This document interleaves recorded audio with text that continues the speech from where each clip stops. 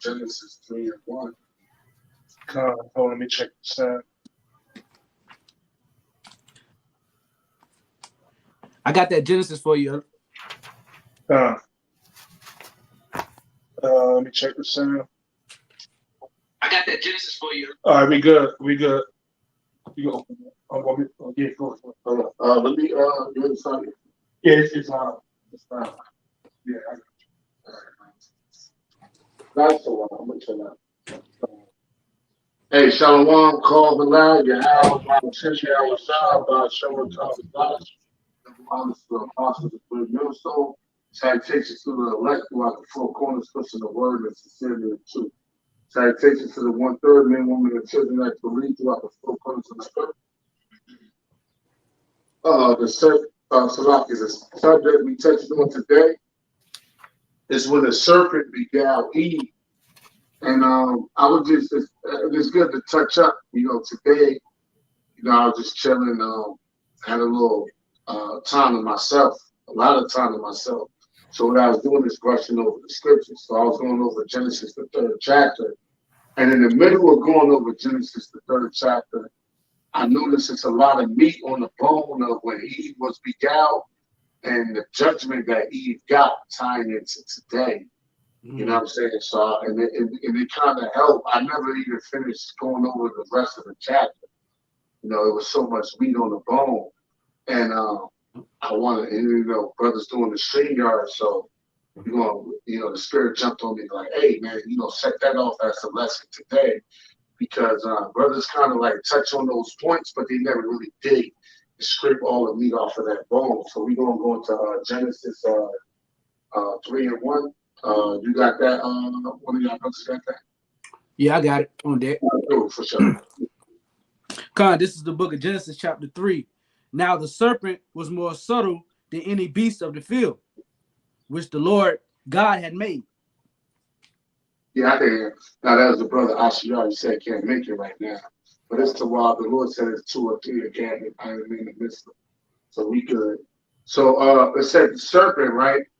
The serpent was more. Read it again, Shalak, because I was a little something. No problem. Back at Genesis 3. Now the serpent was more subtle than any beast of the field, which the Lord God had made. Yeah. So the beast represents what? The other nations. Solomon, you can give me Psalm 49:12 and verse 20.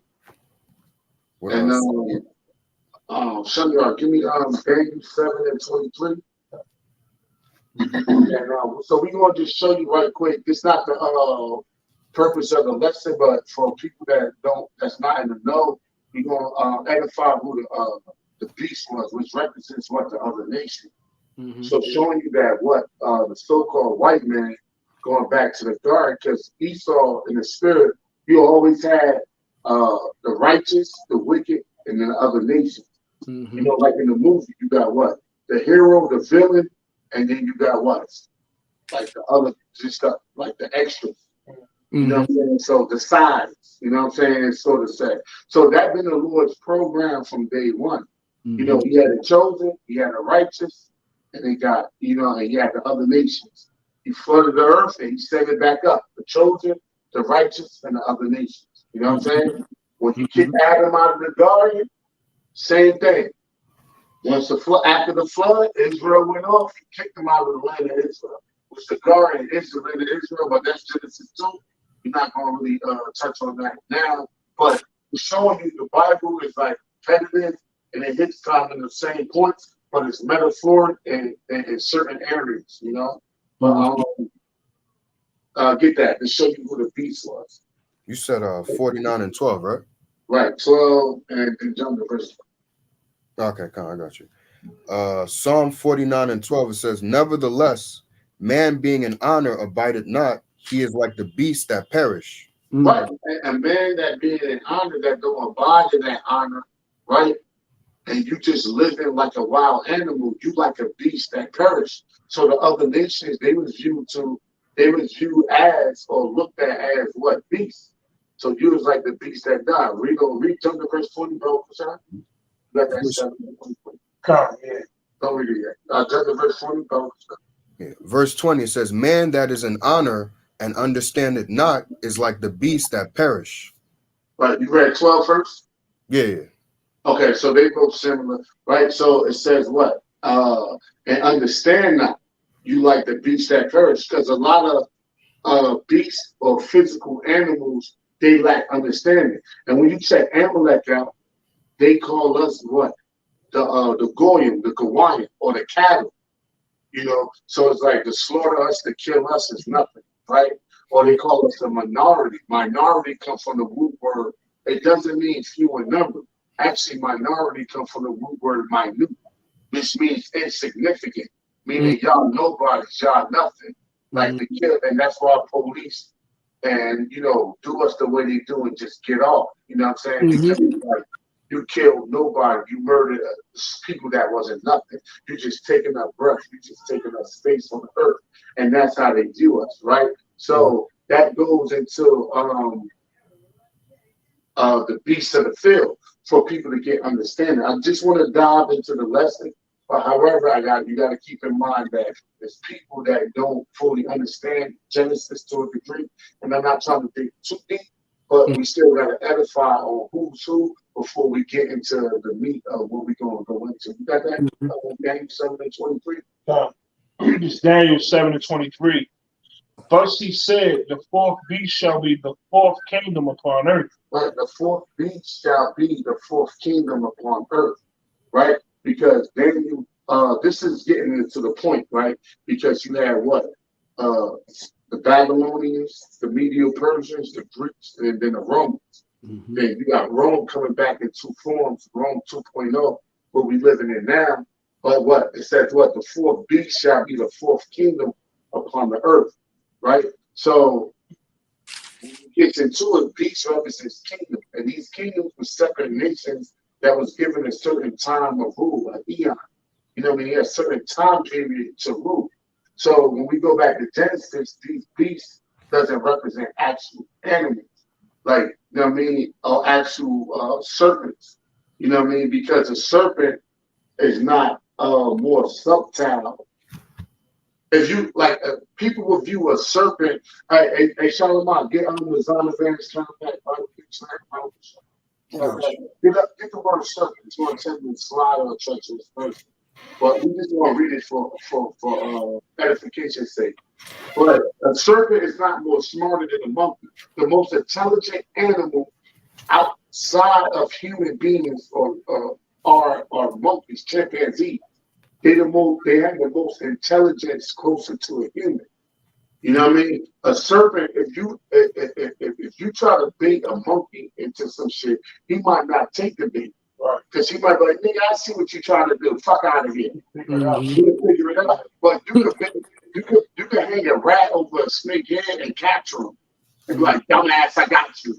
You know what I'm saying? So a serpent, an actual snake, because according to the churches, it's talking about a snake, a Komodo dragon, any type of reptile, right? Reptiles are not smarter than chimpanzees. You know what I'm saying? Just for the record. You know what I'm saying? So this is not talking about actual animals. They speak in parabolic and metaphor type form. You got that, Solomon? Yeah, hold on. I'm looking for it. Yeah, it's under the word serpent. And I got something real fast, Elder, just to back your point up. Hold up 1 second, brother. Don't get selected. Don't get serpent, and it's not in the Zonda fans. It's just get not in the blue. Get the basic Webster search. The basic search in the web. Well, go ahead, Select. Oh, Con, no problem. I was just gonna add to your point. I had a couple of them. Damn, you know how Jake be, man. Yeah, with the symbolism of the beast and stuff like that. Their old constitution will tell you that we're like what 3/5 of a person, pretty much. Like the slaves was 3/5 of a person. That's why they call it chattel slavery, because they treated us like animals. You know what I'm saying? And it still applies to today. That's why when Jake gets shot in the street, there's not a big uproar. You know, because their actual constitution backs them up. And also, I was gonna say that first chapter when you, what was that? Nah, you good. Oh, okay. Yeah, when you said the beast, I think it's in the first or the second chapter. It talks about the Lord creating creatures, and that's the other nations. And then it says, was it the fifth day when He created man? Right. Yeah. So that man represented, Adam, but us as a people.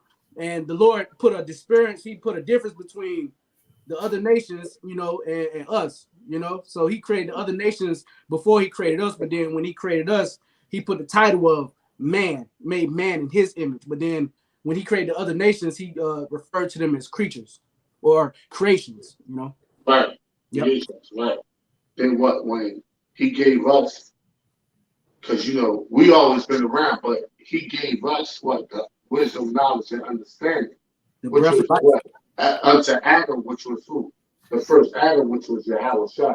That's right. But that's That's too deep. That's too deep. But hey, that's some edifying points. But that's great. But we're gonna move on as far as the beast go, right? So you got that Serpent? Yeah. It just a basic definition says for serpent says a sly or treacherous person, especially one who exploits a position of trust in order to betray it. Right. So there you go. So Serpent, like John the Baptist, we don't gotta get it, but John the Baptist called a fact. He said he called them a bunch of serpents and vipers, right? It represents a characteristic, it represents a behavior, right? And even today, you call people what? Yo, you a snake ass nigga. Really, those fighting words, right? You know what I'm saying?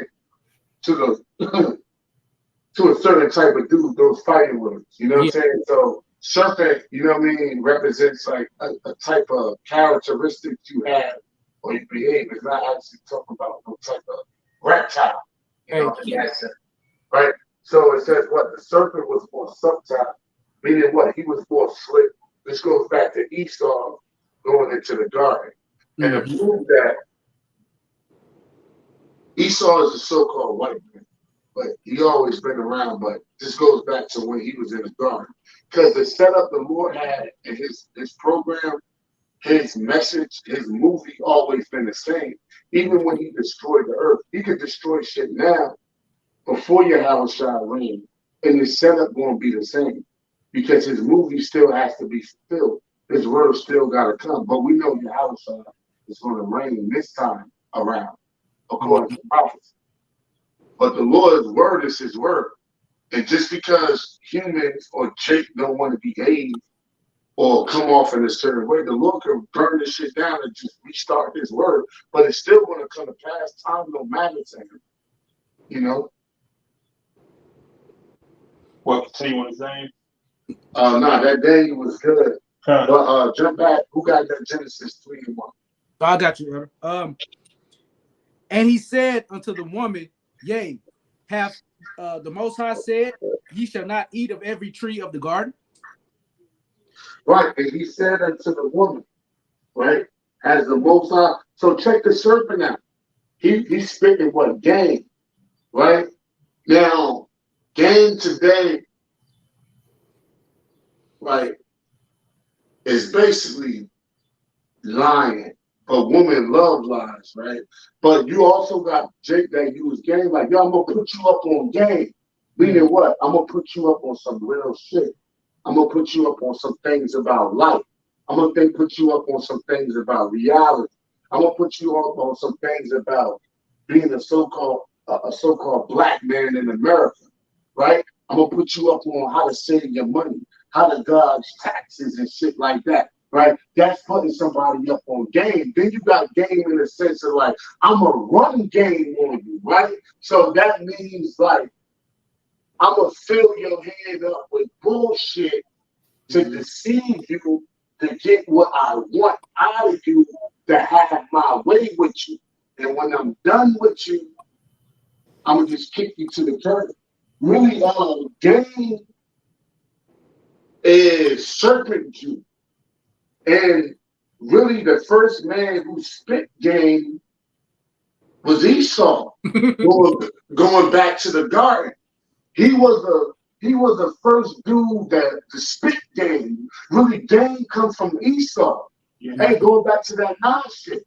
I got no game with just some bitches understand my story. Right? Meaning what? I just tell bitches what it is. I just be myself. Either you fuck with it or you don't. Well, at least you just fucking with me for me, right? But game is, in a sense, pets do that. And you know the Most High is against pets. Pets do that. They find you in a vulnerable position, right? They find you in your boredom and they spit game. They fill your head with delusion, right? And then they manipulate you and get what they want out of you while you pull yourself out and get up your body count. But really, manipulation, because 6 things do the Lord hate. The Lord, one thing, I'll pull that up in Proverbs, I think it's 6 and 16. 6 things, one of them was what? A lie? One of them, You got it, Charlamagne? No, I said I got the definition for game for you if you want it. Okay, good, beautiful. One of the things the Lord hated was what? A lying tongue. Because, right, look, listen, game would get you so far, right? And I'm not talking about relationships, but that's what Esau run on Jake. That's what Esau run on a nigga woman to this day. He run game on him. It's deception.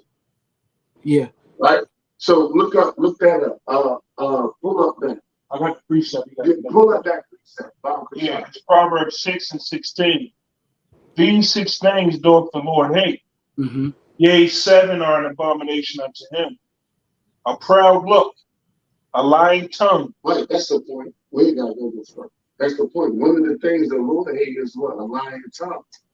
So what the Lord said, like your yea be yea and your nay be nay. Now we do have balances, right? Samson, he lied to the lion or this and that, this and that. You do have exceptions to the rule, right?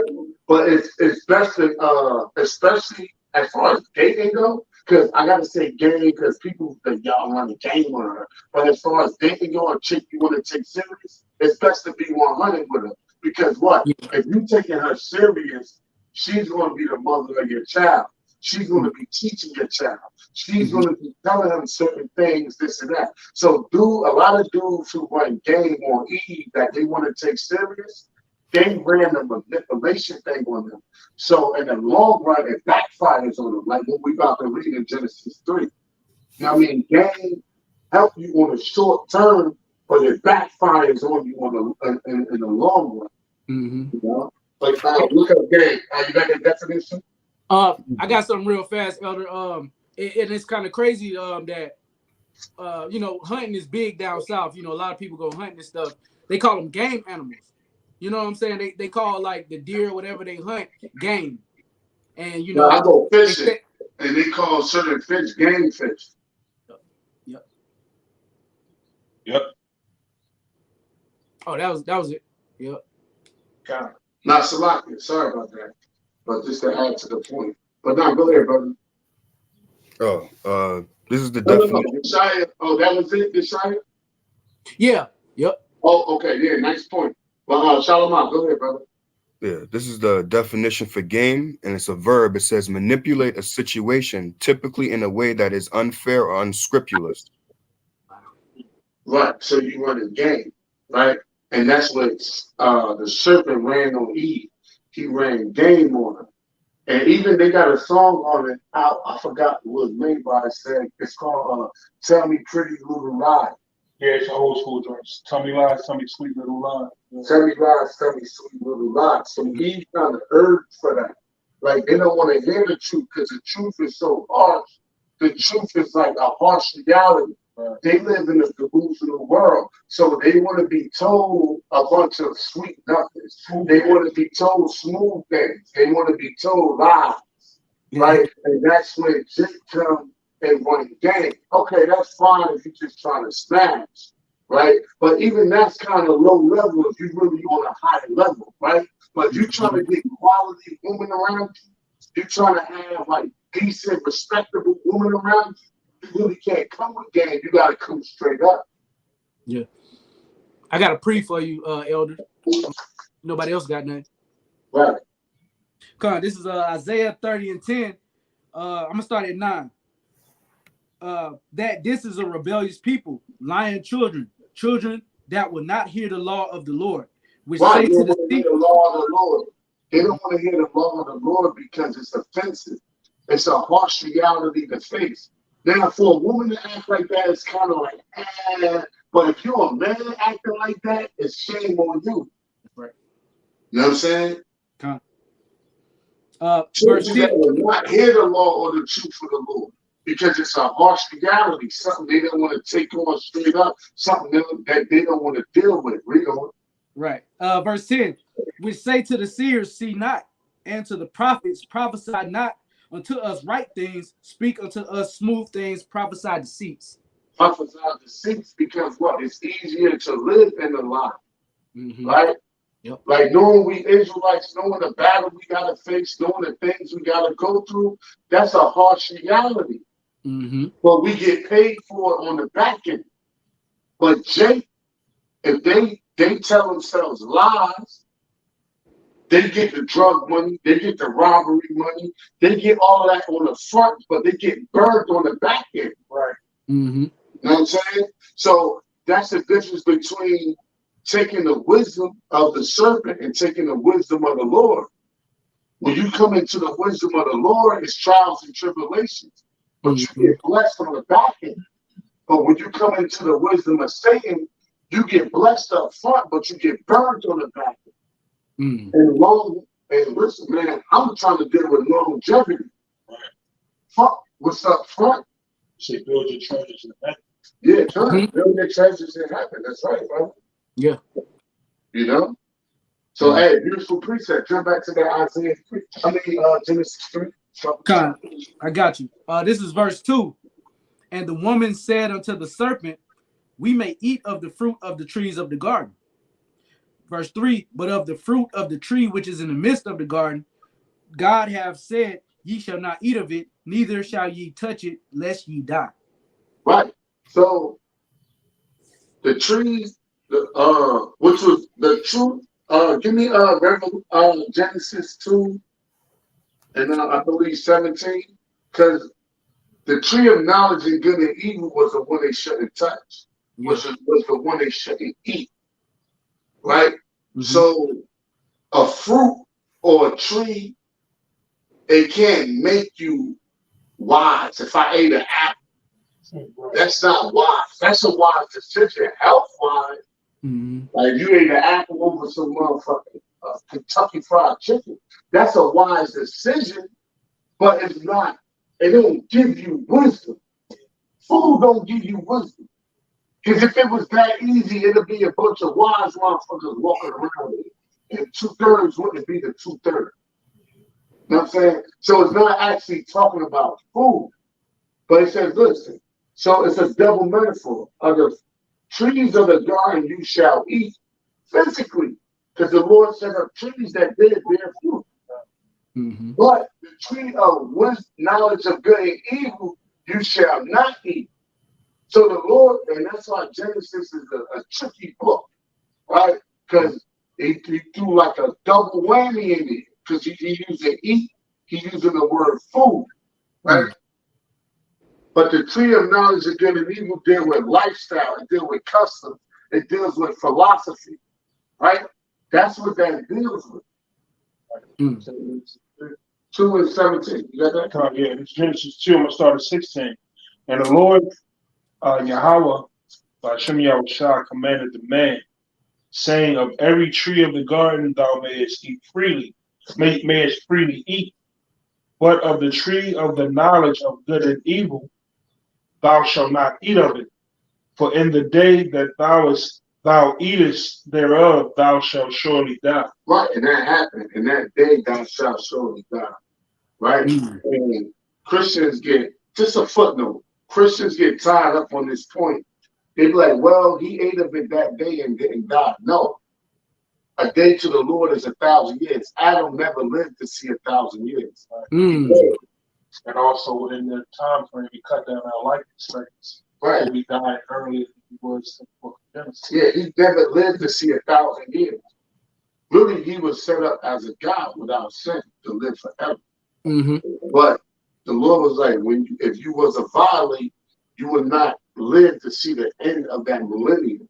And the millennium is a milli is 1,000, century is 100, deci is 10.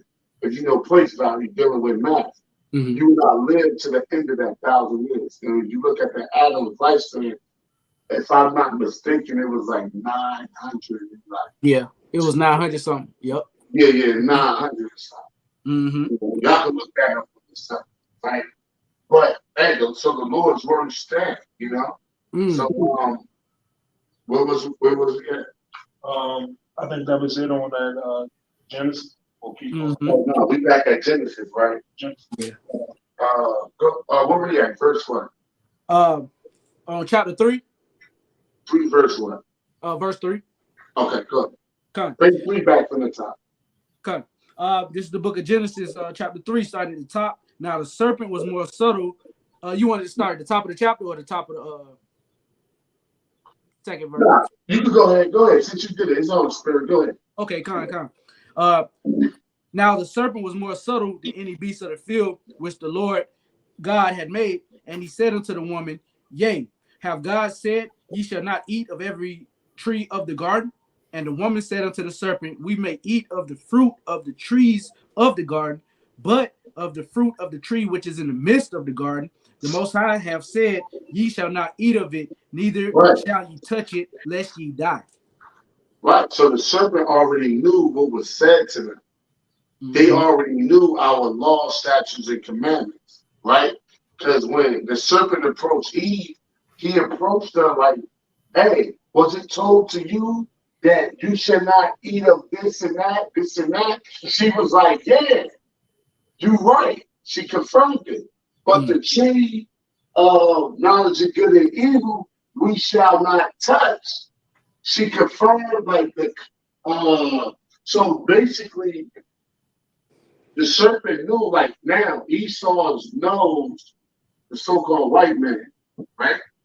Esau, the Edomites, the elites, they know the things we supposed to be doing.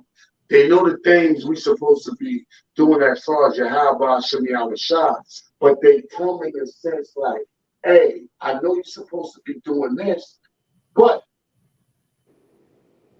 that's not true.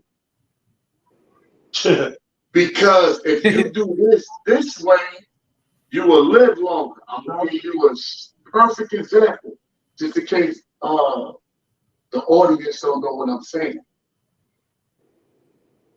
Drug dealer. Let's deal with drug dealer with Jake Mint. Because it's the same thing he run on Jake Mint to a degree. He running on Eve a lot. But on Jake Mint, let's deal with drug dealer. Your mother will tell you, drug dealing is evil, don't do it. You're making that money, you killing your own people. They bring up everything about it. Somebody will come, your man will come up to you in the spirit of Satan and as an agent of Esau. Yo, man, you fucking broke. You ain't got to pop the piss out of. You ain't got shit to your name. You ain't got nothing. Come out here and get this money. You want to get bitches? You want to get your dick wet? You want to have a name for yourself? You want to leave a legacy? You want to be just a fucking nobody? You need to get out here and get this fucking money. Then what? Jake wound up doing it. He get the Benz. He get the fucking E-Class. He get the CL600. He get the jewelry. He get bitches on his dick. Then his man confirming. Yeah, nigga, I told you. I told you. You know what I'm saying? I told you if you leave that, you're like, yeah, man, we doing it. We doing it. Like what he said, Belly. DMX said the nine. This is money. He was like, ain't no money, like no money. Shorty can't eat no books, man. Yeah. You want to go home? You see? You want to go home? I take you home. You want to go home? Because Shorty can't eat no books, dog. Hey, I got like, yeah. So how much you think we can make off of that? Right. Basically, that's the thing. Going back to Genesis 3. But they was, and this shit happens all the time. But guess what? They could be trapping 2 years in, fans watching them. His homies get robbed. 2 of them get killed. 1 of them left a path to reach it. 3 of them sent to the feds. You go down with them. Crush and kill your whole shit. So that whole world you was living in was just a fucking facade.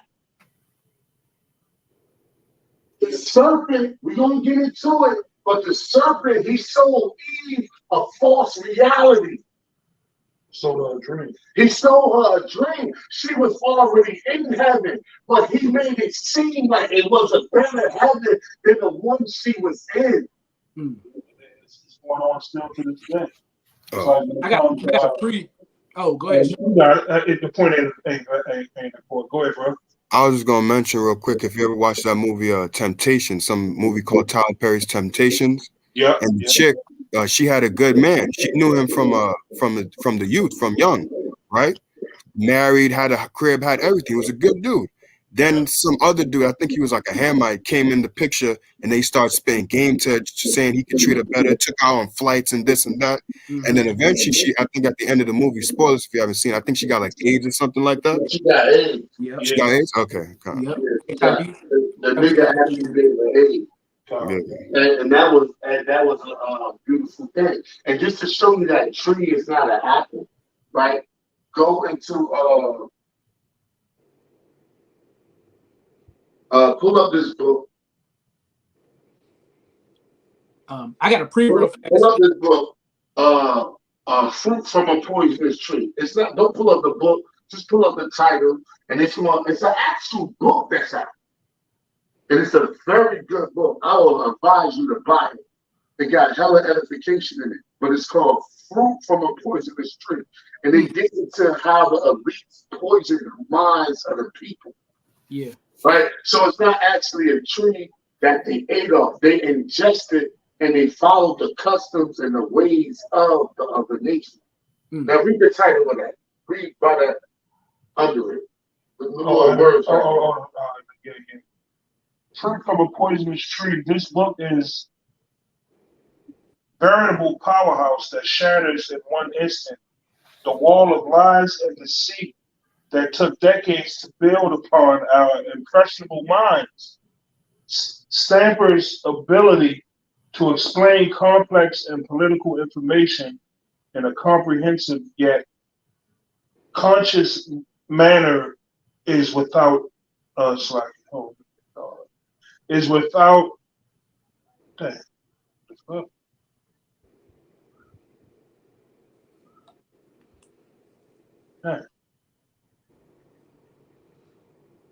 Hold on, let me go back.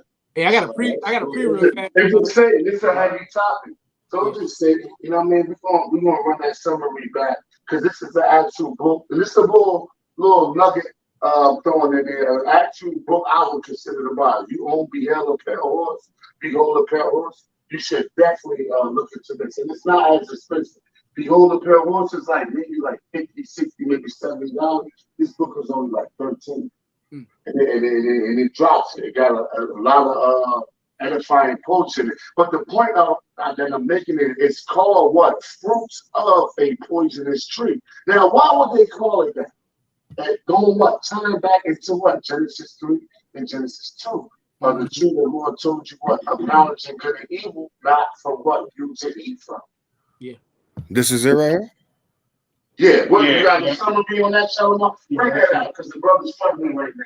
Hold up, real quick. Hold on. Hey, I got a pre real fast. Oh, he got it.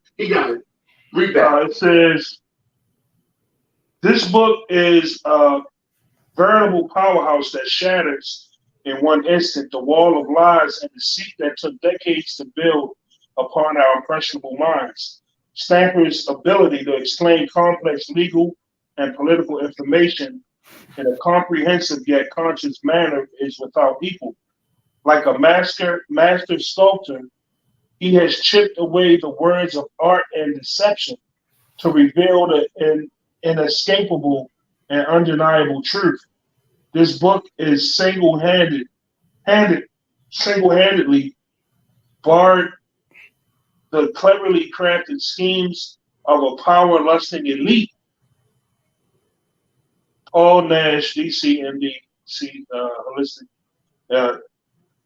That's it. That's pretty much. That's pretty much it, right? So fruits of a poisonous tree. Then also you got what? Apple, right? Apple products. When you look at Apple products, it's an apple actually bit into. So what is Apple saying when they got their major logo as a bitten apple? What is they saying? They saying, I want you to consume this technology. I want you to consume these products. I want you to consume this way of life, which ultimately goes into what? The M.O.V, which goes into AI. And AI was, when you go into Joshua, AI was one of the second towns Joshua conquered, crossing over, which goes into Brother Aharon bringing this out frequently, which goes into what? Ruin and heat. Because the AI, artificial intelligence, actually is going to turn this place into a ruin and heat through the ICBMs and cause the Lord judgment to rain down. When you tap too deep in this technology, which goes into the M.O.V, the Quran. So all of this ties in. So that's why Apple have a bitten apple on their logo. Why it gotta be a bitten apple? You know what I'm saying? Why it can't just be a whole apple, a half an apple? Why gotta have teeth marks in their logo? Which means, what is they saying? And I could be wrong on this, but I'll make a statement that I personally feel about. I think iPhones are for women. Men have them too, but that whole not Apple Music and all that, because that's great if you want to have music. But I noticed that a lot of women, they're not into Androids and shit like that. They love them Apple products, whether they gotta buy a fucking extra phone charger, whether they gotta buy extra accessories or whatever that's not compatible. They need extra devices. They are heavily into Apple products, which is they are consuming the technology of the devil, which goes into the M.O.V. And I'm glad you said that last part, because that's one of the only phone systems, or one of the first phone systems that started that whole Apple thing, or gearing you towards the M.O.V. So I say the same thing. iPhone is more geared towards the sale or the buying of women buying. Listen, I'm not saying if you own an iPhone, you're a bitch. Nah, pick it up, change, go to it, change. Yeah. You know what I'm saying? You got an iPhone, you got an iPhone. But I noticed in my personal life, like I said before I made this statement, I can be wrong. But I noticed in my personal life, women, especially nigga women who Esau was talking to, right? Going back to the Serpent was talking to, sold that dream to. Now he's selling the technology to now on a higher level of the woman coming beginning to sin, and through her we all die. So he just nothing new under the sun. Everything is repeated all the way going back to the book of Genesis. Why wouldn't you appeal to one of the main consumers who buy a lot of shit, which is women? Right. Yeah, for sure. And that's a known fact. Women hold 80% of the debt and 80% of the consumer base. Sure. Malls is built behind women. Mannequins and all that shit, the shopping market, all that shit is built behind the mindset of Eve. And what Tupac said, get with rap for the bitches. Because niggas want what the bitches want.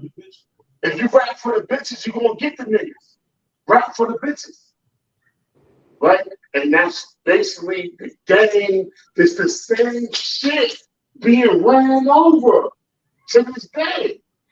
It's the same shit. What somebody grabbed that in Job, he is full of the bones of his youth. Shai, did you grab that Bible shot? Con, I got a precept too real fast to back up a point you made. He is full from the bones of his youth. Con. Can I bring this pre out real fast before I get it? Yeah, go ahead, Al. All right, Con. This just to back up the point that the elder made earlier. Revelation 12:10. And I heard a loud voice saying in heaven, now is come salvation and strength, and the kingdom of our power, and the power of his anointed. For the accuser of our brethren is cast down, which accused them before our power day and night. And that's basically what Esau is, man. He had the same characteristics in the garden. You know, he knew that, okay, if we did this what the Lord told us not to do, then we would fall out of our position. And he's doing that now. He's putting everything in the food to basically where we perpetually go off. And it's ultimately stemmed back from the garden, well, stemming back from Genesis. Moreover, the 25th, 26th chapter about Esau and Jacob.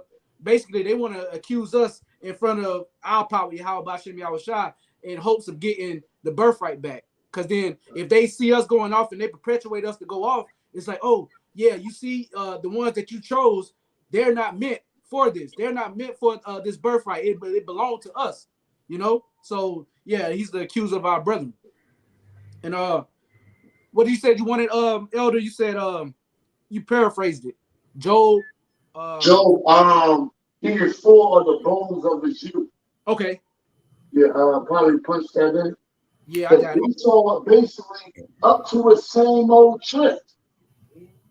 Like, yo, nigga, you running the same old 3-car mile you on niggas. Like, you know what I'm saying? That's what the Lord said. Look, now this devil, yeah, he's deceptive, but he doing the same old bullshit. Same shit. Yeah, he running the same shit from back in the day. Same shit. From back in the day. The world just said, boy, modernized, but yo, it's the same shit being ran. Nothing new is under the sun. Mm-hmm. You got that, though, brother? I got it. Job 20:11. His bones are full of the sin of his youth, which shall lie down with him in the dust. Right. Because he going to get caught up in those ways he trying to run on people, because truth is going to flourish, and he shall be consumed by the spirit of the Lord's mouth and destroyed with the brightness of his coming. And he's going to get destroyed. But this devil is full of the bones of his youth. Mm-hmm. He's up to them same old tricks. Mm-hmm. Hitting Jake with the okie doke. Yep. You want me to continue on in Genesis 3? Genesis 3, right. Come. This is verse 5. For the Most High doth know that in the day ye eat thereof, then your eyes shall be open, and ye shall be as gods. So check this out. This is real heavy. Like, and I'm glad the Lord sat me down to really look at this, because we all look at it but never give too much thought. He said what? As in the read that again. Come. What? She responded back to him, and I'm gonna say this. Sometimes you try to talk to certain women, they won't even talk to you. You know why? A lot of times you think they're arrogant or stuck up. Nah, a lot of times they know what? They're a woman, and they know if they even talk to you, it allows you to step in. You open the door. Mm-hmm. That's why some chicks, that's why the Lord look, sit not at all with another man's wife. Yo, mm-hmm. I don't even saying hi to brothers' wives. Yeah. I'm only gonna say hi to them if they're close enough to me and I'm in a personal space. If we outside, I'm not about to greet your wife. I'm gonna say what's up to you. Now, it's just a spirit. I'm probably like, hey, shalom, sister, and that's it. Mm-hmm. That's it. Yeah. Like, if I walk into your house, you ever walk into somebody's house without saying hello to them? Yeah. I've been brought up better than that. Mm-hmm. But if I walk into your house, I'm not trying to talk to your fucking wife at all. Right. Listen. Hey, is she a sister that believes? I might just call her sister. Hey, shalom, sister. Listen, if you don't tell her to go in the room or leave, I'll probably leave. Yeah. Because yo, that's why the Lord said that. And if she will learn anything, let her ask her husband at home. That's right. She ain't supposed to be watching damn videos. Certain women is so disciplined, they're listen, my man, I'm with the man I love, I'm with the man I want to be with. I know a lot of niggas wanna fuck me. A lot of niggas trying to get in my head. And the way they get in my head is through conversation. So if they want to speak to me, I'm not even gonna speak back. It's a couple of brothers I know. They trying to talk to women while we with them. Hey, what's up, man? This and that. They'll be trying to talk to them, but they keep pressing. I'll be having to tell a brother, yo, leave her the fuck alone, bro. She ain't trying to talk to you. You know what I'm saying? Because a lot of women know that they and this is a disciplined point. Heads up to Eve on this point. A lot of women know that, listen, you might look good, you might look attractive, you might say the right thing, and by me just even talking back to you, you possibly could fuck me. If you say the right thing, if you look the right way.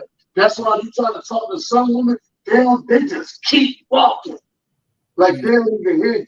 Now you might think like, oh, you arrogant bitch, fuck you. Nah, it's not that. Some of them know, like, listen, I'm the weaker vessel.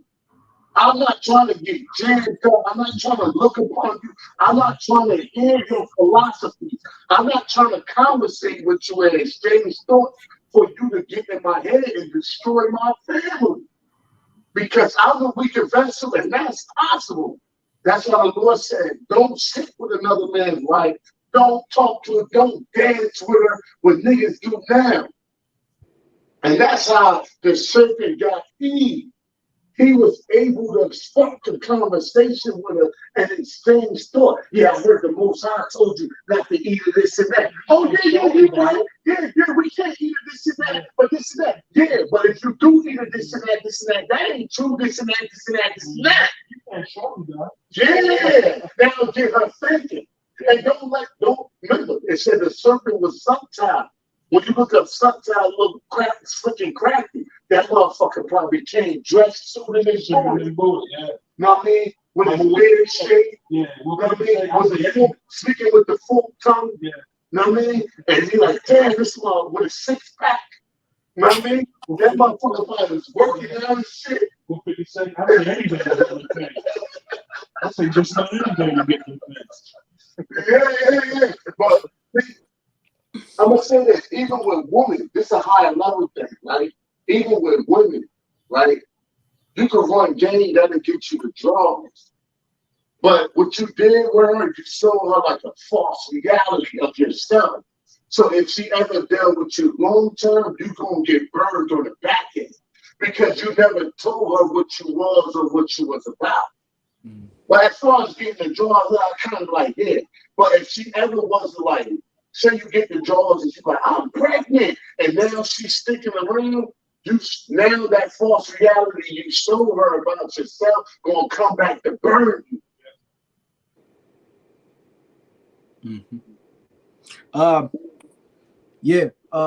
For the Most High doth know that in the day ye eat thereof, then your eyes shall be open, and ye shall be as gods, knowing good and evil.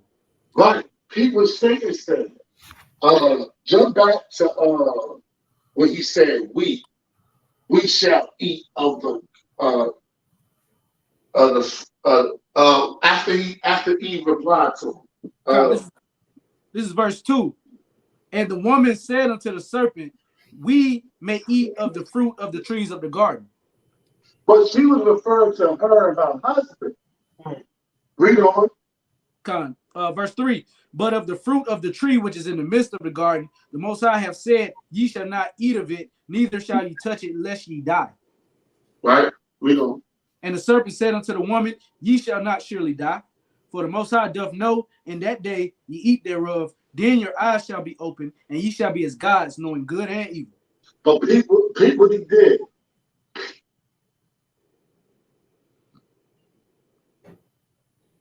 Verse 6. And when the woman saw that the tree was good for food. No, look what he did. We gotta stop. We gotta stop there. Oh, okay. We gotta stop there. And ultimately, until you bring up your point, Elder, like people will see this and be like, oh man, the Lord set us up or everything like that. But really the Lord set us up to win, because when we just knew good, okay, we only know about, the good side. But to be an actual God, the serpent actually said a little bit of the truth though. What's a lie? You got to have a little bit of the truth. He said you're gonna be as gods if you know good and evil. And we're actually going through that right now and went through it. So, Lord willing, we be a part of that number. We'll be able to have that full understanding of good and evil, because in the garden we didn't have it. The only thing we knew was good. So basically, the Lord set us up to be gods, lowercase g. With this, Right, but check out what the serpent did. He flipped it. He said, this is running game. He ran game on her. That's why you tell your woman, like, yo, you don't talk to fucking nobody. Because what? If the right dude whisper in her ear, your bitch gone. Hey, Bobby Womack got a song. BB King. He said, when I'm going to work, you don't answer my door when I'm gone, not even if it's your mother. Damn. But look, that was a curse for that. This lesson might go a little bit long. But we gonna get, and with DMX thing, but what's my name? We gonna get to the bottom of this shit if it takes all night. Yeah. But check out the serpent though. Check out the serpent. He made it look like this is the illest shit ever. But it's on the left-hand side. Read that again, son. Because look, he confirmed it. Yeah, you're right. We shall not eat of it, blah, blah, blah, blah, blah, blah, blah, blah, blah. Right? Watch what the serpent squeeze back with. He got conversation going. Now, since he got conversation going, he know he got a chance with it. But all he got to do is say the right shit. But this Esau on the top level of deception, he was more subtle than any beast in the field. So he already know what the right things to say. Because if you say the wrong things to eat, you're like, fuck out of here. You selling wolf tickets, man. She gonna burn you. But if you say all the right things, you can penetrate her. Watch what the serpent squeeze back with. For this is verse 5. For the Most High doth know that in the day ye eat thereof, then your eyes shall be open, and ye shall be as gods, knowing good and evil. But he caused a spark of jealousy. He was like, yo, the reason why the Most High told you that, because he was envious of you. He was weak. He's scared of your growth. He don't want you to live up to your full potential. What Esau do today? Live your truth. Live your truth. Body shaming. My body, my choice. Oh, your man don't want you to dress a certain way? That nigga's insecure. Your man don't want you to travel with your girls to foreign countries? That nigga's insecure. Your man don't want you to have a girls' night out? He's a weak-ass nigga. He can't deal with a strong woman. He's scared of your growth. Your man don't want you to work and earn money and get bread. He's a bitch. He's scared of what you can really do because he's a pussy.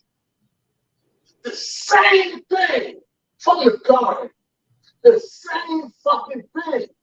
And the first thing you try to correct your woman and try to get her in line, the first thing she called you is insecure. But where do she get that from? Esau, the serpent. Because the serpent told her, if your man try to establish these guidelines over you, he's insecure and he's trying to stunt your growth of you exploring the world. Not knowing when Eve explored the world and get kidnapped. So I said, give him a lot of liberty to gather blood.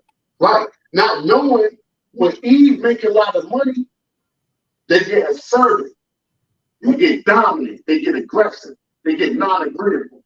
You take a humble wife that grew up on a farm and you put her in the company, a Fortune 500 company as a vice president, she's not going to run that company being effeminate. The way you run that company is being aggressive, being dominant, being non-agreeable. That's how you got to fire motherfuckers cold-hearted. That's how you run that company. And guess what? That ruins a woman. When she come home, she can't turn that shit off. Even if she tries, she can't turn that shit off. Because she's used to talking down to me. Hey, remember Troy? Remember the Troy when he fought Hector, the movie Troy? Oh, yeah. I know y'all saw Troy. Yeah. When he kidnapped the princess and he fell in love with her. That's the bitch she died over in the end. And he was like, when he first met her, he was like, you must be of royalty. Because the way she was talking to him, he used to talking down to me. Right. He used to talking back to me. And he grabbed her and smelled the hair. Yeah. Achilles, he smelled the hair. But he was like, you must be of royalty. Because anytime a woman put on a pedestal, it destroys their femininity. They're not going to be humble. They're not going to be submissive. They're not going to be agreeable. They're not going to be coachable. Because the work field destroyed them. It destroyed their whole femininity. The woman not supposed to work. Even when the Lord cursed Eve, he never put her in the field. He said, bitch, you gonna go in the field with Adam. He cursed the labor pains and things of that. We're gonna get into that. But he never said, bitch, you gonna go in the field with Adam. Because the work field is ground for adultery. That's ground for adultery. Your woman work around other men and all that shit. That's ground. That's the major breeding ground for adultery. You got shit called work husbands and all that shit. Yeah, I work with a woman that's like running. She like was over a company of employees, and she didn't know how to come home and turn that shit up. She was talking to me trying to talk to me like an employee or my boss and shit. Even if she trying to check it becomes part of her nature. So work ruin woman, and that's just what characteristic wise, right? Let's deal with physically, right? When a woman go to the construction site, if you grabbing the fucking hammer all day, you're gonna get calluses on your hands. Mm-hmm. Your hands gonna start to feel rough as hell. So when you grab my rod to blow my rod, and I hate to be, but I gotta be edifying. And I'm trying not to be asshole. But when E go to blow rod and she grabbing construction hands around your rod, you ain't gonna be off that shit. You might try to get through it, but man, you're some rough ass hands. When she gonna massage your back with them calluses on her fucking hands, it's gonna fuck her up. When she go to work stressed out, even if she's a teacher, right? And the teacher is kind of like, because she's dealing with kids, not adult kids, like high school kids. Let's say she's dealing with toddlers. She's stressed out all day. So when she come home, she can't serve you. She don't feel like doing her hair. She don't feel like working out. She don't feel like having sex. She's stressed the fuck out. She can't serve Esau all day, then come home and serve you. It's impossible. It's impossible. Mm-hmm. And that's what the serpent telling Eve this day. Listen, you can work till you don't have a baby. They drop babies at 15, 16. Let's deal with this world though. Don't have a baby at 22. Finish school. Work on your career and then have a baby. Bitch, all your eggs is gone. Mm-hmm. Yep. Studies show, hey, Solomon, look that up. What percentage of a woman's eggs are gone by 30? Studies show, and this is the Lord's judgment. Timothy 5 and 14. Let the younger woman marry, bear children, and die the house. And this is all a game. This is part of the game. Esau running on Eve today. Oh, go to school. All your further years is spent on school. Then when you finish school, build your career and then have a kid. Bitch, you're not a man. You're not a man. But what the serpent did was, he said, what? We shall not surely die. Well, he said, but it's a part I'm trying to look for. He had the we in the equation. Like he was part of them. But you're a fucking heathen. You're not an Israelite. The guidelines that was given to us don't fucking apply to you. You can eat of the fucking tree of the garden, and it don't fucking matter. The Lord don't give a fuck if the Egyptians is worshiping Amun-Ra, and that's what the serpent juice on niggas today. Because they like, it don't matter what God it is. Because they think we all the same. We all not the fucking same. We Yasharala, the prince of the power. Y'all are fucking heathen. Shit that apply to us don't apply to y'all. But that's the thing with niggas. Oh, Allah, Buddha, Amun-Ra, we all worship each other. What's up, brother? That's that serpent juice. You got that? Yeah. God. Oh. Yeah, I got it. I just put in how many eggs does a woman have at age 30? It says one thing pulled up right here says the study published by the University of St. Andrews and Edinburgh University in Scotland found that women have lost 90% of their eggs by the time they are 30 years old. Right, 90% of your shit is gone by 30. So by 25, like 60, maybe 60% of your eggs are gone. So that shows you that what? The Lord don't want a woman to chase no fucking career, no work career. The Lord want a woman to, her whole, we gonna get into that. Her whole thing is what? To serve her husband. That's her whole mission, is to serve her husband. But read that, and we gonna get into it. The Timothy. Oh, Con. This is 1 Timothy chapter 5 and verse 14. I would therefore that the younger women marry, bear children, guide the house, give none occasion to the adversary to speak reproachfully. Right. I would have what? The younger woman, bear children. What's a young woman? That's like 15, 16. We're dealing with biblical judgment. Yeah. But like, let's even say they come on, they flower like 13. The Lord, like, listen, as soon as you come on your flower, your job is to start a family and go off for the rule of your husband. Anything you want to rule over is the household. And that's when your husband's gone. Hey, The they got younger some woman, bear children. A lot of young women today from the serpent juice, from the game that was spit, they don't even want kids. Uh-huh. Yeah, they got some. Their children guide the house. That's it. Not a career, not none of that shit. Yeah. Because what? Esau tell a woman, when you finish high school at 18, Yeah. then what? You go to college from what? 18 to 22, 23? Sometimes longer. It could be longer. Yeah, if you taking half semesters, you skipping semesters, let's just say 18 to 25. From 18 to 25, remember, you come on your fertile years when you hit your period. Let's say 14. From 14 to 25, you already 11 years in. You ate up more than half of your shit already. Now you talking about 25, you finally graduated. 23, you fucking talking about some, I need to get my money here. I need to start my career. Then you find a husband, bitch, you done. Mm-hmm. Hey, they got something called geriatric pregnancy that happens. I think that's after 35. It's basically if a woman have a child after the age of 35 or 34, they're more likely to die, or the child. Yeah, when your kid, now you fucked up. Because what? Now your kid came out with Down syndrome. Basically, you put your turkey in a fucked up oven. Mm-hmm. Mm-hmm. Now what? Your shit, you got what? Even though you cooked it at 350, it's holes in the oven. You know what I mean? It's rusty. Leaking out. The shit, like, yo, that's why men love younger women. They love them. Go on the fucking dating site.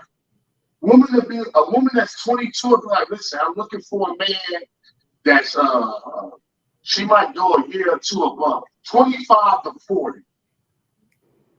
Go on the man's side of the dating site. No homo. Go on the man's side of the dating site. Just see men on that. Listen, man, I'm looking for something that's like from 18 to 24. Mm-hmm. Men that's 40 years old that's in their right mind, unless they brewer You're not trying to date a woman that's 40 years old if you're 40 years old. And so why I'm saying, men age like wine and women age like milk. But I reversed it. Men age like wine and women age like bananas or avocado. Because they got, what, a short time to fulfill their fertile years. And this is study shown through Esau. He showed that, what, a woman, once COVID was over, because a lot of women, I said the buzzword, but once the Vanessa was over, a lot of women in Ireland, they was home a lot. And they gave them, you have to look up the study in Ireland. They gave them a choice. Would you rather be home still or go back to work? They was like, fuck that, man. We'd rather stay home. Mm-hmm. Because the study shown that women derive more pleasure from family and children, not working. Women hate work. They hate work. Even if they got an offer job for a chick to pop up and get up early and go to work. How many chicks you know get up 4 in the morning and go to work? Y'all brother. Maybe like early and like, yo, I'm up 4 in the morning to drive. Let's get it. Chick ain't popping up no 4 in the morning. Even if a chick do at 8, she gonna come in. Remember we went to the spot? They like, she ain't here yet. Yeah. And I looked at the time they opened the shit. That shit was 9. She showed up at 10. But the way she showed up, like it was nothing. Yeah. She got like an offer job looking prissy and pretty. They not designed for work. When you put a woman in work, you fuck them up. You fuck them up. Yep. And that's a game of serpent ring. You fuck them up as far as their character, their behavior, and then don't put them on a physical job. You're gonna really fuck them up. If you put them on like like some construction, truck driving. Imagine your wife running a fucking 18-wheeler across country, jumping out at truck stop. A lot of them truckers are serial killers. You go like, yo, who this bitch coming in the truck stop like that? Who you with? I don't know. Trucking. I'm like, yeah.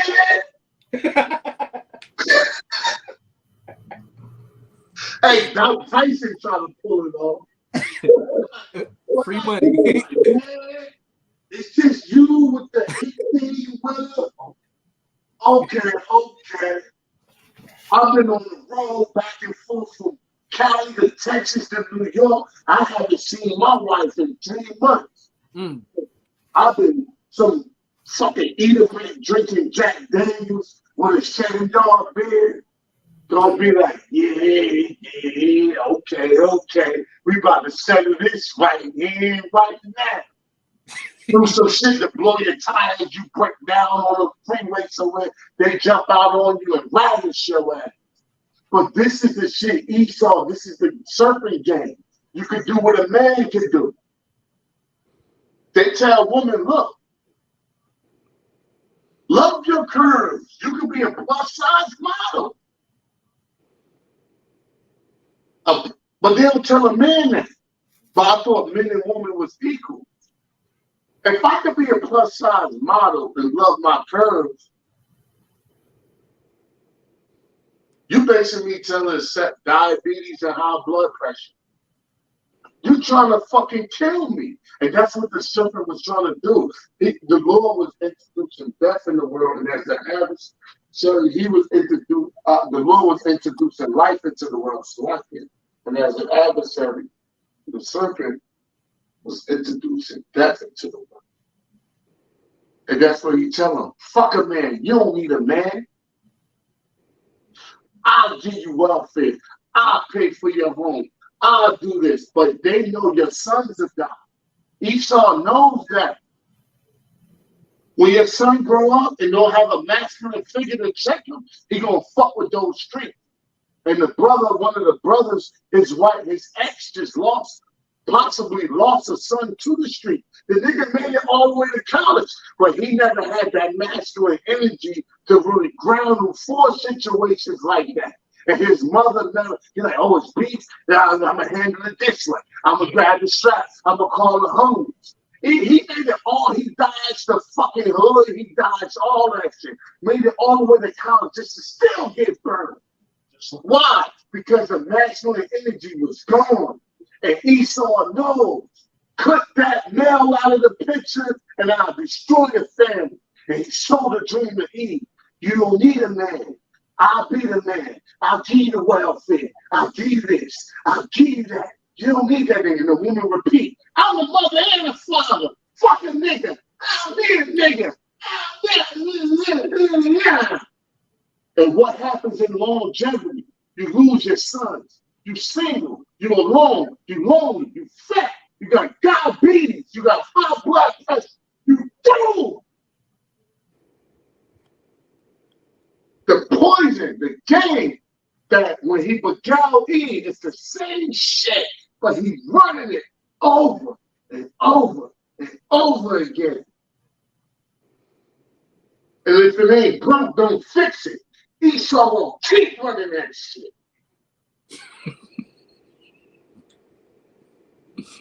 Yep.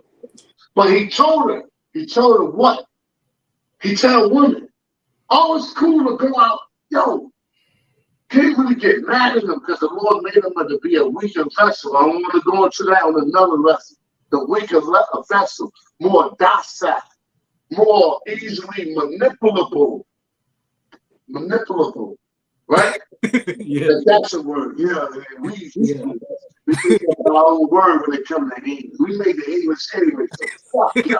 You know what I'm saying? So, right, he made them like easily more manipulable, right? So he told them, like, listen, you ever saw a woman?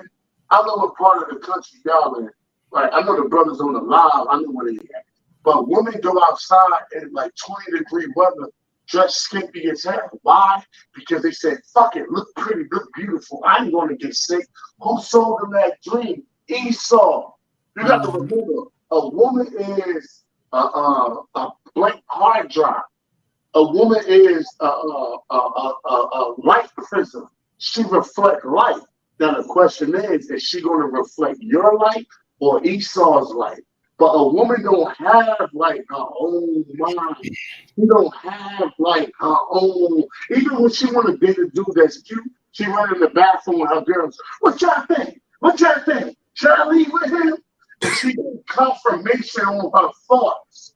But if I'm with brothers and they about to pill out, they're like, yo, I'll kill up with y'all later. You're like, yo, I don't think you should leave her. A brother might say, man, fuck you, man. I'll get up with you later. I'm going to fuck her, put up a prayer for me. Like, if I need something, I'll call you. I'm out, though. You know what I'm saying? Because men are more, we leaders with the position of look. We meant to pave the way. Eve need confirmation on their thoughts because they're not leaders. They meant to be followers. So it's a saying, a woman will follow two things. They will either follow a strong man or society, but they never follow themselves. A lot of niggas that following behind Eve, they really following behind Esau, because Eve really never had their own program. Right? They don't have their own mission. They don't have they following something that the serpent put in them, or if you're strong enough to override the serpent, they following your program. But Eve don't have their own mission. It's a saying, a woman without instruction is headed for destruction. And that's a wicked pimp saying, but it holds true. It holds true based upon Eve really don't know what she wants. Sometimes you tell Eve to do this and do that, or sometimes you listen to Eve and do it. If it backfire and you curse her out for it, she'll tell you, why did you even listen to me? And you be like, oh, I shouldn't even listen to her. And that's what Adam fucked up at. Because we're going to get into that. She sold him the dream. You got something? Yeah. Bring it up. 1 Corinthians 11:3. But I would have you know that the head of every man is my scalp, and the head of the woman is the man, and the head of Hamashiach is Yahweh. Right, that's the order. But Eve, we're gonna get into it. Eve had a little more leeway, right? But then I just tapped on a couple of examples of the serpent and of Eve, right? Now,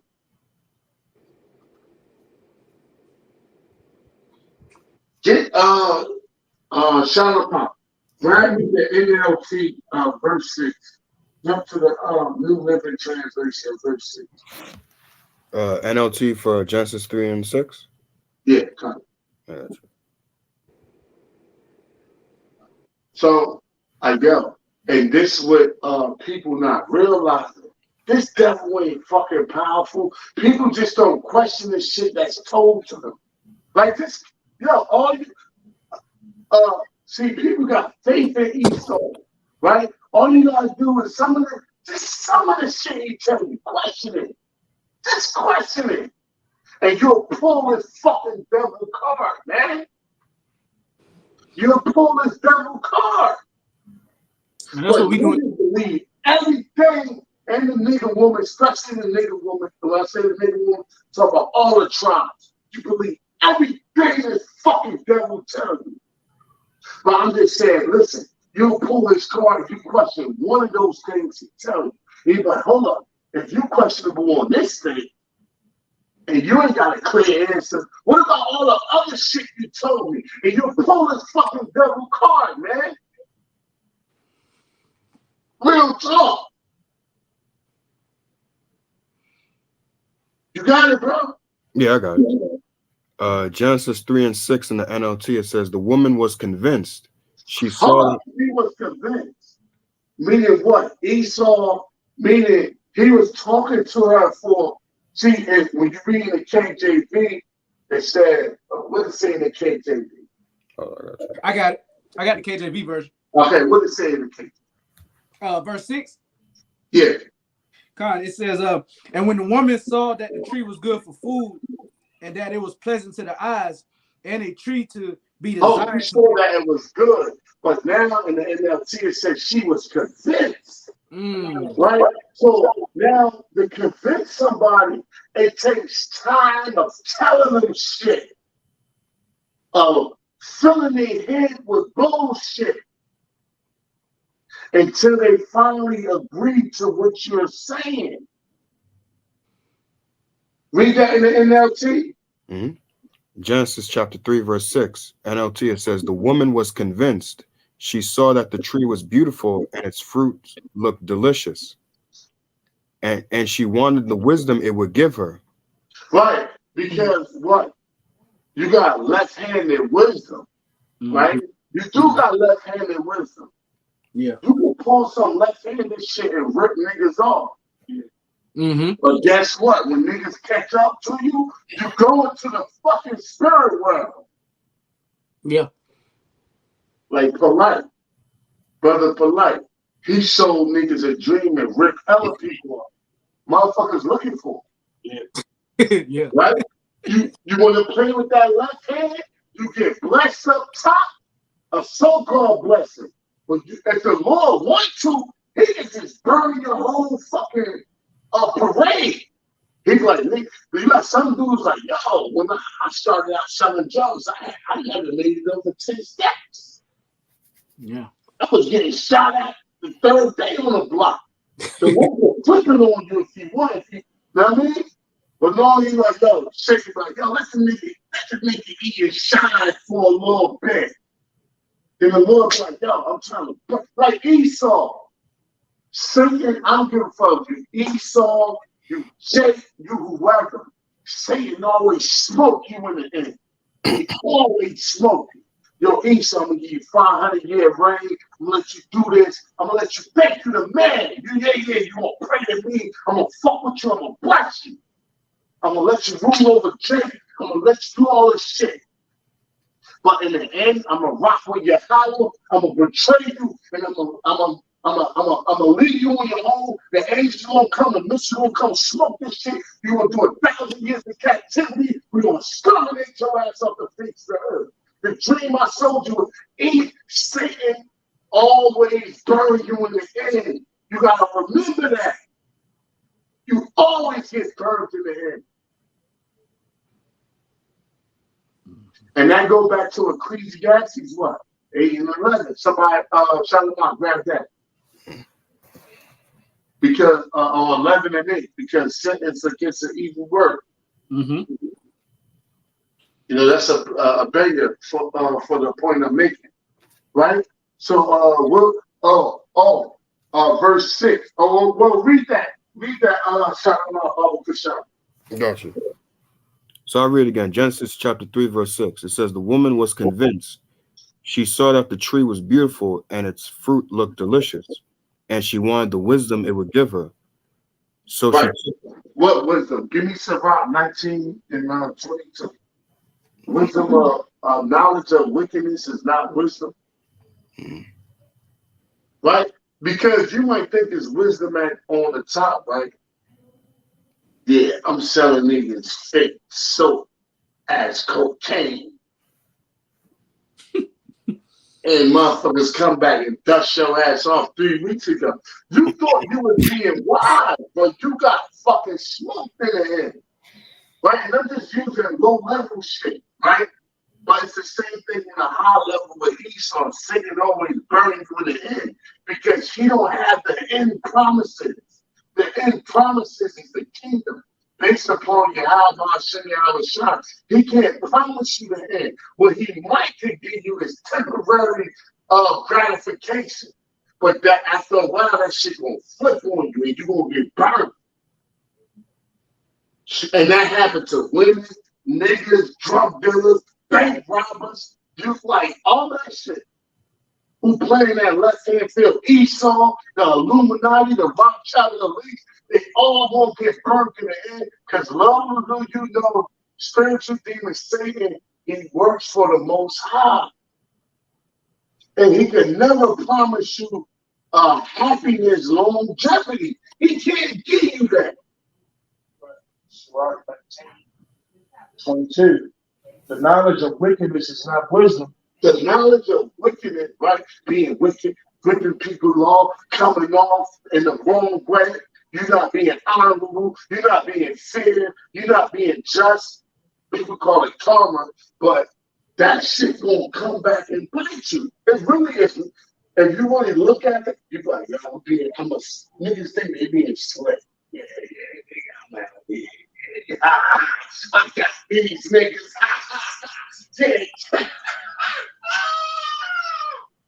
They think you're being slick. Hey, Elder.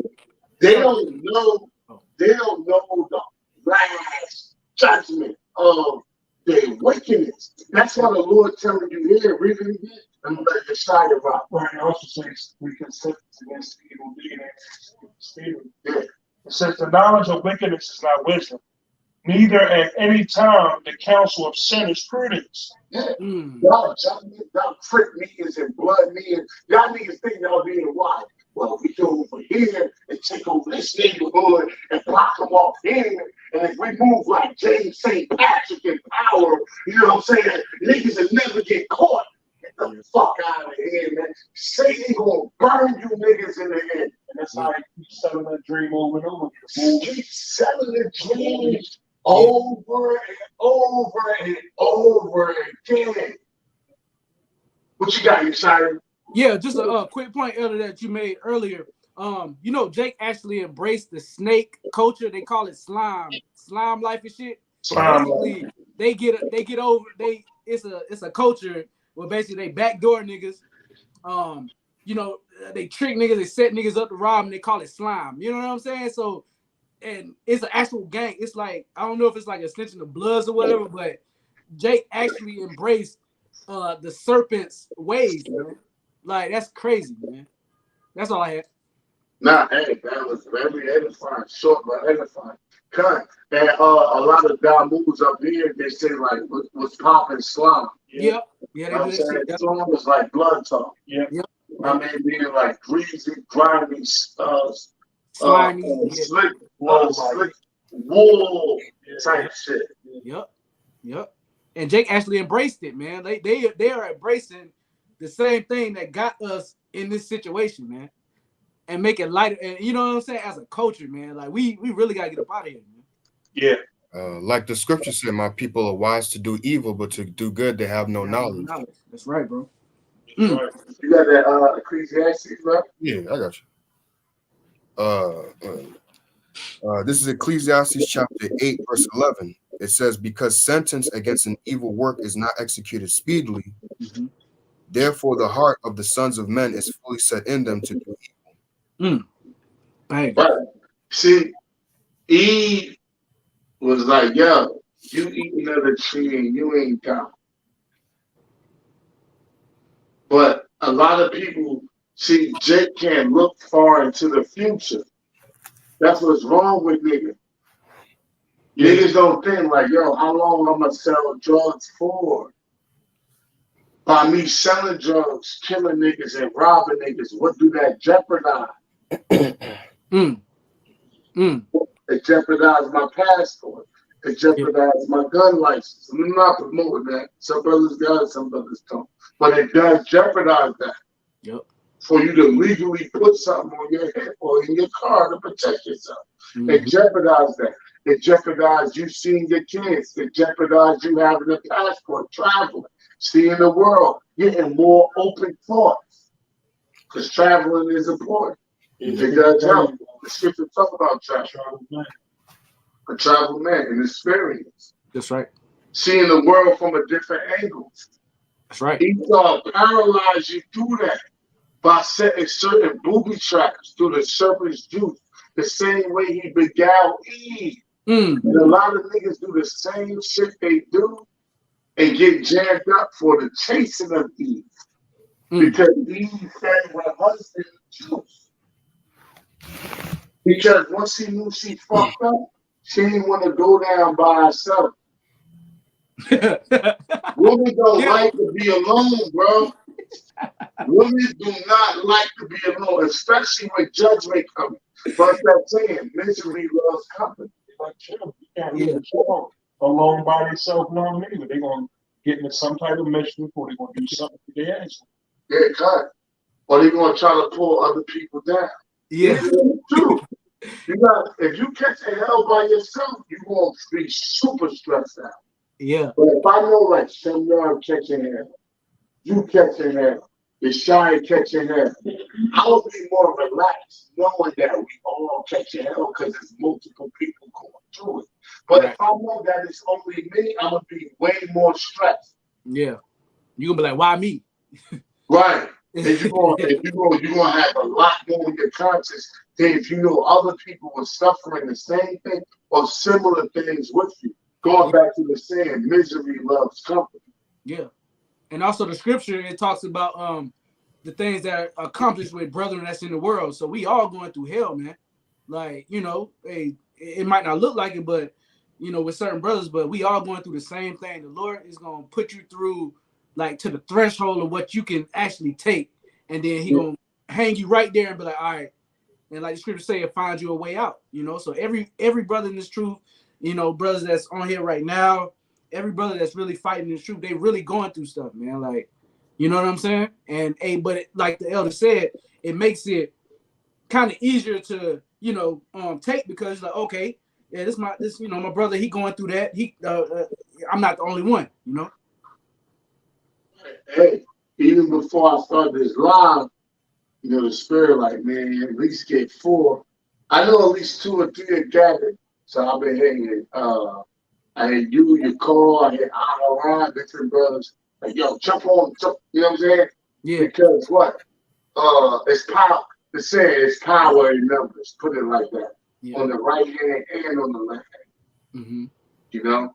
So we're gonna continue verse 7. Not 7. We're gonna jump. We're gonna jump to the curse he put on them. Okay. Right? So if I what's that? What she told her husband to take us up to, what verse is that?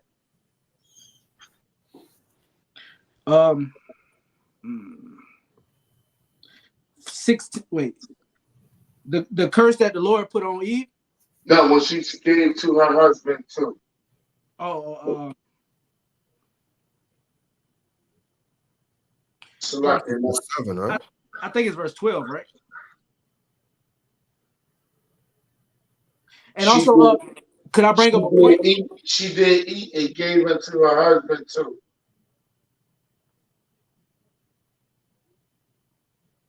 Verse 6. We still in 6. Yeah.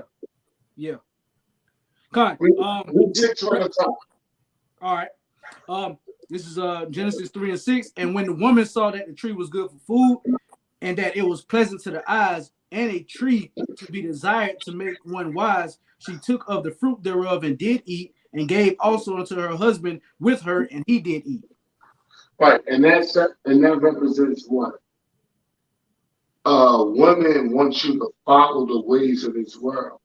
Going back to Tupac, prat for the bitches. Niggas want what the bitches want. Mm-hmm. And basically what Adam did was, he knew what she presented it to him, and he knew it was off, but he followed her. He followed her lead. And that's when you fuck up as a man. Anytime you follow a woman's lead, I want to go here. I want to do this. I want to do that. A lot of times she leads you into some bullshit because they're not visionary. They take only person. Women live for the. That's what they say. They got an impulsive nature, right? Oh, a men live long term. Men are visionaries, right? They're like, yo, what's the dangers of going here? Who's over here? They say niggas at this cookout. Is it, you know what I'm saying? Men are visionaries. We count danger, we count judgment. We are optimistic about things, right? Eve lived for the right now, the moment now. However I'm feeling now, I'm trying to cure that feeling right now. If I had $1,000 for this, I could get a shopping feeling and blow that $1,000, right? So they live for the right now. They're not visionaries. Quick point real quick. Hold up, brother, I got you. So when she gave, I'm just elaborating a little more. When she gave her husband the philosophies of the other nations, he stopped from following the Most High's lead to following her lead. And this a heads up for all men. I don't give a fuck what nation you are. It's for everybody. Anytime you stop doing what you want to do and curve it and follow what a bitch want to do, I don't give a fuck what restaurant we gonna go to. It could be small. You fucked up. Hey, real fast, Elder. Hey, that's crazy you said that. I had a situation like that today. Like we was my Eve was driving and we was supposed to go somewhere, and she asked me like which way to go, and I told her the way to go, but then it's just so happened that it was more advantageous to go the other way, and we wound up not even going to the shit, man. So if she would have listened to me, you know what I'm saying? Hey, we'd have got where we needed to go. And that just happened today. I just want to throw that in there. That was crazy. Yeah, cut. But and that's a small thing. You ain't really get burned on that. You probably missed a meal or whatever. But imagine it when it was higher stakes. Right. Exactly. Life or death. Was on the line, like we reading in Genesis. Yep. Salvation was on the line. Death entering into the world was on the line. Never follow a woman's lead. Nope. If you're not on a level, if you're not on a level 2 lead, don't fuck with a woman. Don't take it serious as far as wife, you know, like, because like, yo, following a woman's lead gonna get you fucked up, bro. Imagine I go to a foreign country and I meet a chick out of nowhere. And she's like, I know where the top restaurants at, and I'm following her around. As a dude from Babylon, with gold teeth in my mouth, with jewels on my head, I'm following this bitch around. I'm gonna get robbed, bro. Never follow a fucking woman's lead. You pave the way. And if the bitch ain't with that, get rid of her. Yeah. Straight up. Let me read up verse That's 7. one of the morals of the story, man. You ain't about to dictate where we about to go. Right. Because you don't look into the future. You don't like to look at danger. Women look at good times. Fuck what could happen. I just want to go here. And you want to follow me. Nah. Because if I follow you there, who got to protect you? Right. Me. I do. Who got to die for you? I do. Who got to stand up while you run away, while shots getting thrown up? I do. And you gonna make the judgment about where we go, what we about to, what side of town we on? Nah, get the fuck out of here, man. Stay on point now. I got verse 7. Nah. Oh. That's it. Jump to 16. Oh, jump to 16? Yeah. Okay, kind. This is verse 16. Unto the woman he said, I will greatly multiply thy sorrow and thy conception. In sorrow thou shalt bring forth children, and thy desire shall be to thy husband, and he shall rule. Right. Now desire, this is desire meaning will, things you want to do, but in different translations, which is still hit the point that was translated differently. Shalom, pull up the Bible and give me the NLT under the Bible. What verse? 16. 16. All right. This is Genesis 3 and 16 in the NLT. It says, then he said to the woman, I will sharpen the pain of your pregnancy. Well, we already know that, right? We ain't gonna touch on it. And in pain you will give birth. And you will desire to control your husband, but he will. You will desire, because listen, once Eve get a taste of that power, she still wanted. And that's why it's not good. See, and you check men out, men that got their shit together, right? And I gotta say that because men that don't have their shit together, that try to deal with women, they try to reach off them. When I'm talking about men that got their shit together in a sense. You know, dealing with Babylon, that's either here or there. I don't want to deal too much on that, right?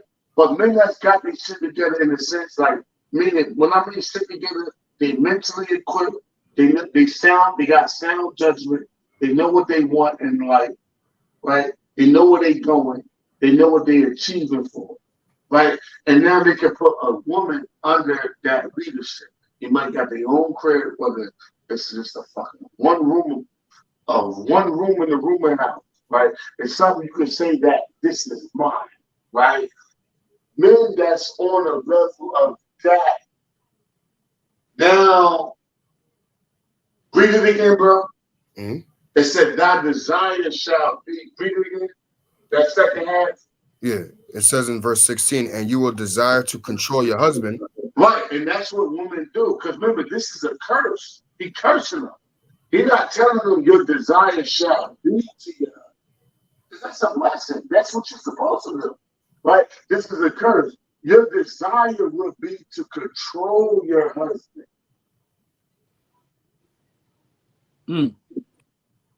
And that's why women today gonna fuss with you, they gonna fight with you. But why is it this is a curse? Remember, Esau bless you on top. Because your husband gonna leave you. He gonna leave the kids. You're gonna be a single mother. Your kid gonna grow up without a father. He gonna feel lifeless after a while. He gonna go to the streets and get locked up or killed. And you're gonna be an old miserable bitch and die without a man. That's where the curse lies. You would now the KJV don't explain it this deep. That's why it's good to look at other translations. And that's what I started to do when the Lord was supping with me earlier this morning. I started to look at other translations and scrape more meat off of the bone. All praises to Yahweh, because it's not me. It's the Spirit of the Lord put on me to spread the word throughout the four corners of the earth. And whatever I can that received this and watched it, But however, your desire will be to control your husband. Women always want control over you, especially dealing with westernized women. I got a little dating sites, but I'll be dealing with foreign women. Or I deal with bitches on a fucking racetrack working out. Right? I'll push up on them because they got like certain lifestyles say something about your mind state. Yeah. You know what I'm saying?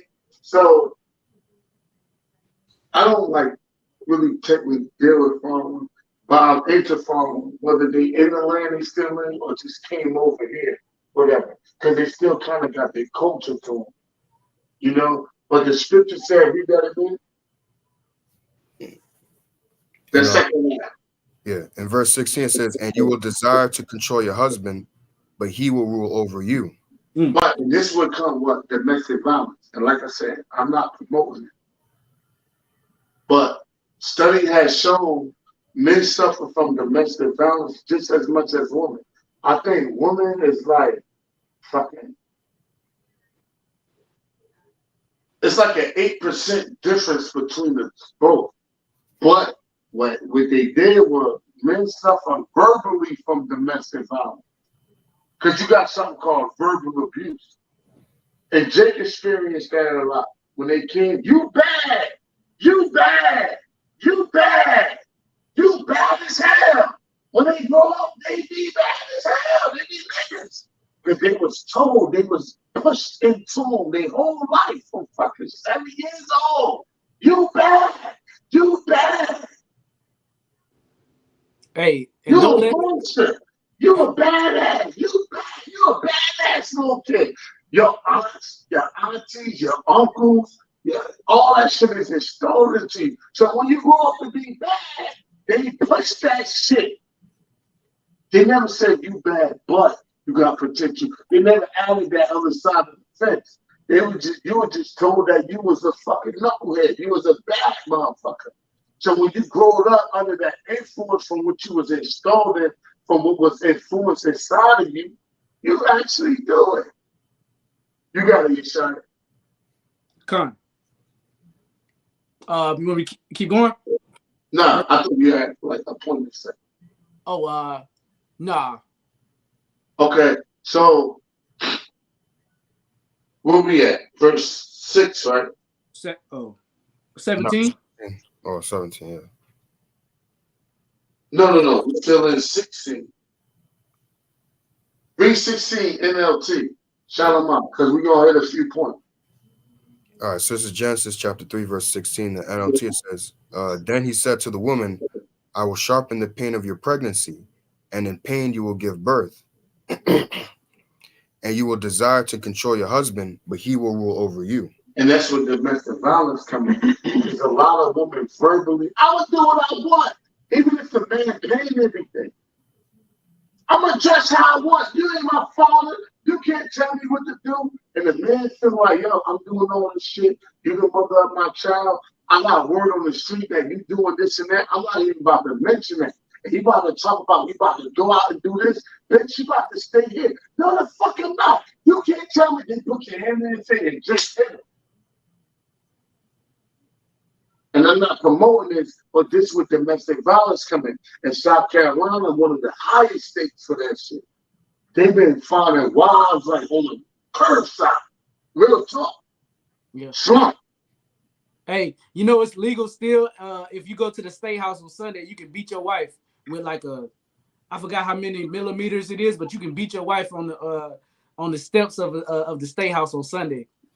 and you won't go to jail. South Carolina? Huh? In what state? South Carolina. Oh shit! Yeah, you can go to the state house and beat your wife on Sunday. That might be a booby trap, but for that to be on the wall books, god damn. That's crazy. Yeah. They still rocking the southern states still rocking out. Yeah. You can't even carry a fucking a pin gun up here in fucking New York. Jersey, we in fucking Maryland right now, but you know what I'm saying? But like, hey man, hey, like the other states, like like when your wife call the police for shit, husband and wife shit, the police leave. In Nigeria, different states, they'd be like, yo, you gotta handle it. Like, we ain't got shit to do with that. Like, the government is not allowed to interfere, like, with husband. Even in Haiti, it's the custom. When a woman runs home to her parents based upon her husband, all they ask is she beaten, like, unjustly. Once she say no, she can't stay there. They send her back home to her husband. They be like, yo, you married this man for life. Ain't no escaping that shit. That's you and him forever. I don't give a fuck what y'all going through. You gotta deal with that man. And that's how the Lord dealt, man. Even your woman, you can't put her away. If she ain't committed adultery, you can't. She could take your whole bank status that you took 10 years to build. It could be close to $1 million. She blow that shit. Like, you be like, oh, what? You can't. You can spaz it. At the end of the day, you can't put her away except for adultery. And let's check the Lord out. The reason the Lord put us away, we start fucking with other guys. We've been breaking Sabbaths. We've been doing crazy shit. He ain't put us a couple minutes death and all that. But when the Lord kept the nation off, when we start fucking with them other gods, and that's his first commandment. Thou shalt not have no other gods before my face, man.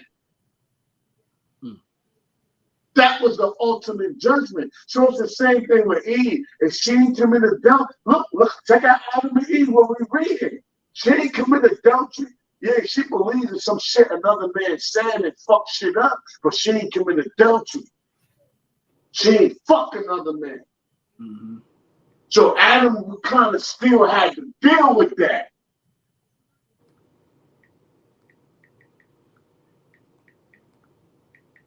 Let's go to the Solomon. Give me the ESV. I think that's English Standard Version. Read that. Under the Bible, ESV.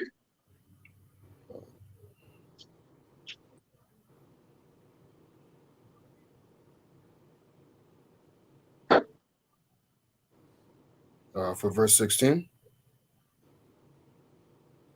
Yeah, ESV, verse 16. It says the ESV version of Genesis 3:16. It says, to the woman he said, I will surely multiply your pain in childbearing. In pain you shall bring forth children. Your desire shall be contrary to your husband. Holy, now since she tasted that power, I make my own money. I pay my own bills. Now it's hard for you to listen to your husband. Your desire shall be contrary to your husband. And that's what we deal with to this day. It's a curse upon the family because two kings can't rule at once. So now a woman bucking up, either you, I advise this. A brother that's out there, do not put your hands on your woman. Just leave her. And that by you leaving her, a lot of men is doing it. That's going to go to Isaiah 4:1. They're going to find out the importance. They're going to find out the importance and preciousness of having a man around. And they're going to want that man. But that man going to be in Thailand. That man going to be in MGTOW. That man going to be in the Philippines. That man going to be in Brazil. Passport, bro. Dealing with the other feminine women. Hey, so don't hit your wife. What the Lord said, give me that Sirach, some of y'all give me that Sirach 36:24. If she would not go to our way and give her a bill of divorce, bitch don't want to listen to you and follow your lead, cut her off. It was men that left their crib behind, left their car behind. They had income. Whatever business they had, they still had cash for. Because if you wasn't do that without cash for, you're a fool. But they still had cash. But everything they bought in that marriage, they gave to them. And all they left was their peace. You had that fucking 4K TV. You could have that fucking Rolls Royce. You could have that fucking Bentley. You can have that fucking Suburban. You can have that fucking 3-family house, and you can take the kids with you. When my kids get smart enough and old enough, and when they find out the truth, they'll come looking for me, and I'll tell you. But as far as me and you, bitch, we done. Because it's like, listen, I'm not about to bow down to Esau. Because remember, a woman don't have her own way. She either follow you or follow the society. And the society at hand is the devil. So it's either I bow down to you and follow Esau, or leave your ass and still hold my ground and pay whatever child support, whatever the fuck I need to pay. But at least I'm still standing my ground as a man and doing what the fuck I need to do as a man. And when my kids get old enough, if the Lord don't flatten the shit, depending on how cold your kids is, the kids always seek out, like, who my dad was, or where he lives at. They're going to come looking for you, and you're going to drop the real one. Like the rapper Sue Surf from Jersey said, I'm from Jersey, like brothers know. He said, speaking about my father, that's another story. But I really like to call that my mother's story.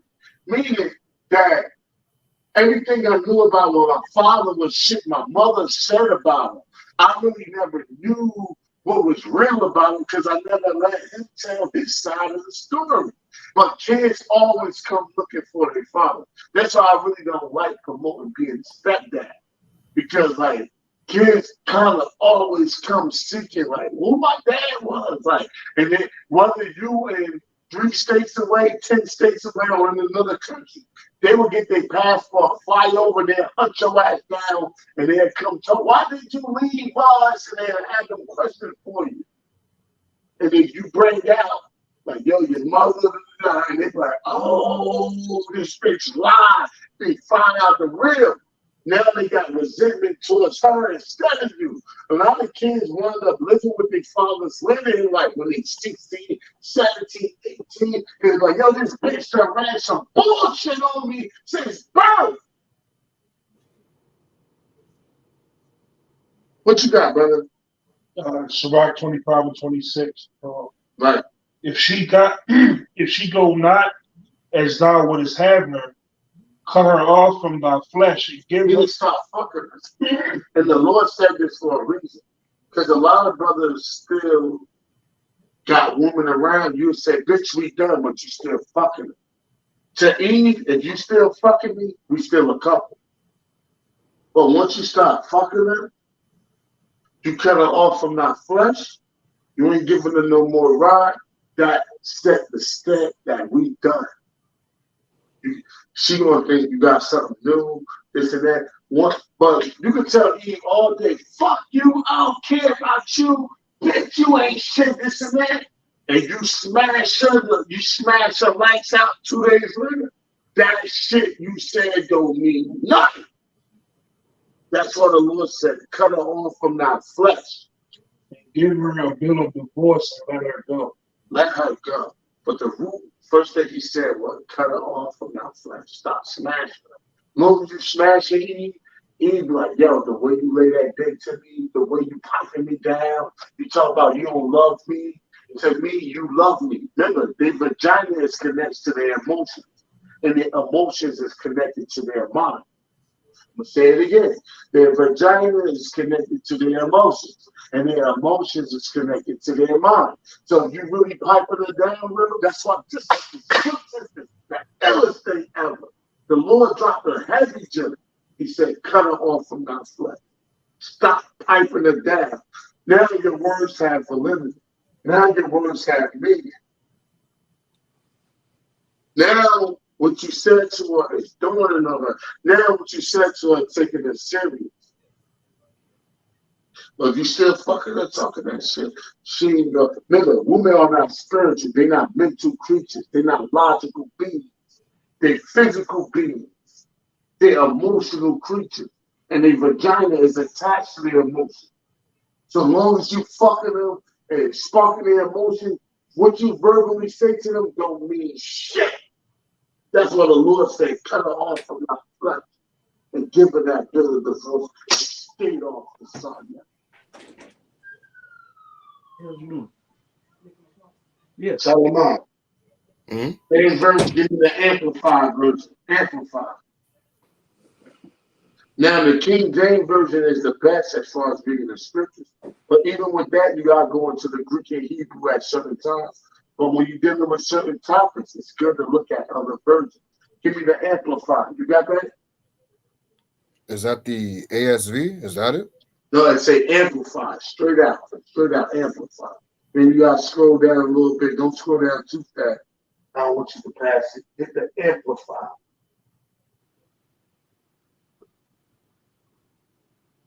It straight up say amplified.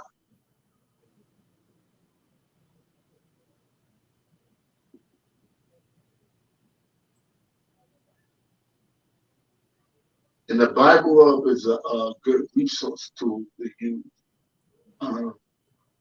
And guess what? I never probably would have found. I hate the blue letter and never gave me too much information. When I started looking into other translations, it started to pull more meat off the bone. So that Bible Hub for the brothers out there, that Bible Hub, certain verses, or whatever source you got to use to look at. So, like the Israelite foreigners, right? You can look at the Israelite foreigners in the KJV. You're like, yeah, I hear what you're saying. But if you look at the Israelite foreigner breakdown in other translations, it's super edifying. Super edifying. You got that amplified? Yeah. All right, let me get that. Verse 16, right? Yeah. All right. This is the Amplified version. It says, to the woman he said, I will greatly multiply your pain in childbirth. In pain you will give birth to children, yet your desire and longing will be for your husband, and he will rule with authority over you and be responsible for you. Right. He will rule with authority. This is very important. He used the word authority and responsible. Right? He will rule with authority and be responsible for you. This is very heavy. I'm going to go into it. If responsibility and authority goes hand in hand. If I'm responsible for a car, like if y'all jump in my car and I say don't drink here, I can tell you that. Why? Because I'm responsible for it. Even if I let you drive it and you crash and you're not on the insurance, who get hit? I do. If you come in my city, I'm down here with Shumyard. Can Shumyard tell? I'm in B-Ball right now. Can Shumyard tell me where to go, what not to do? Of course he can. Because guess what? If anything happened to me while I'm down here, guess who's going to hold him responsible? The other brothers and elders will be like, yo, he was in your care. So he can actually tell me what to do. You know what I'm saying? He can actually, the brother had a call tonight. He can actually tell me what to do. It ain't even no big shit, because I'm a man of understanding. He can tell me, don't go here. I can be like, yo, I'm going there anyway. I'm from a hood too. I'm from Brick City. Niggas get killed, this and that. Let's compare murder rates. Blah, blah, blah. Shit hard. You from the trenches. I'm from the trenches. Don't tell me where to go. The right thing for him to do is the other elders, the brothers rebellious, he on some bullshit, you know, listen to my lead. It's my city.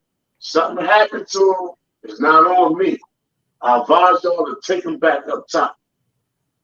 That'll be righteous. The point I'm making is this. Responsibility and authority goes hand in hand. Who's responsible for Eve? You are. So if Eve come back, a nigga grab my ass and spit in my face after I said I don't want to talk to him. Now, for you to straight up believe that and go Rambo, you're a fool. At least approach the man and ask him yourself. The Lord said deal with both sides of the argument.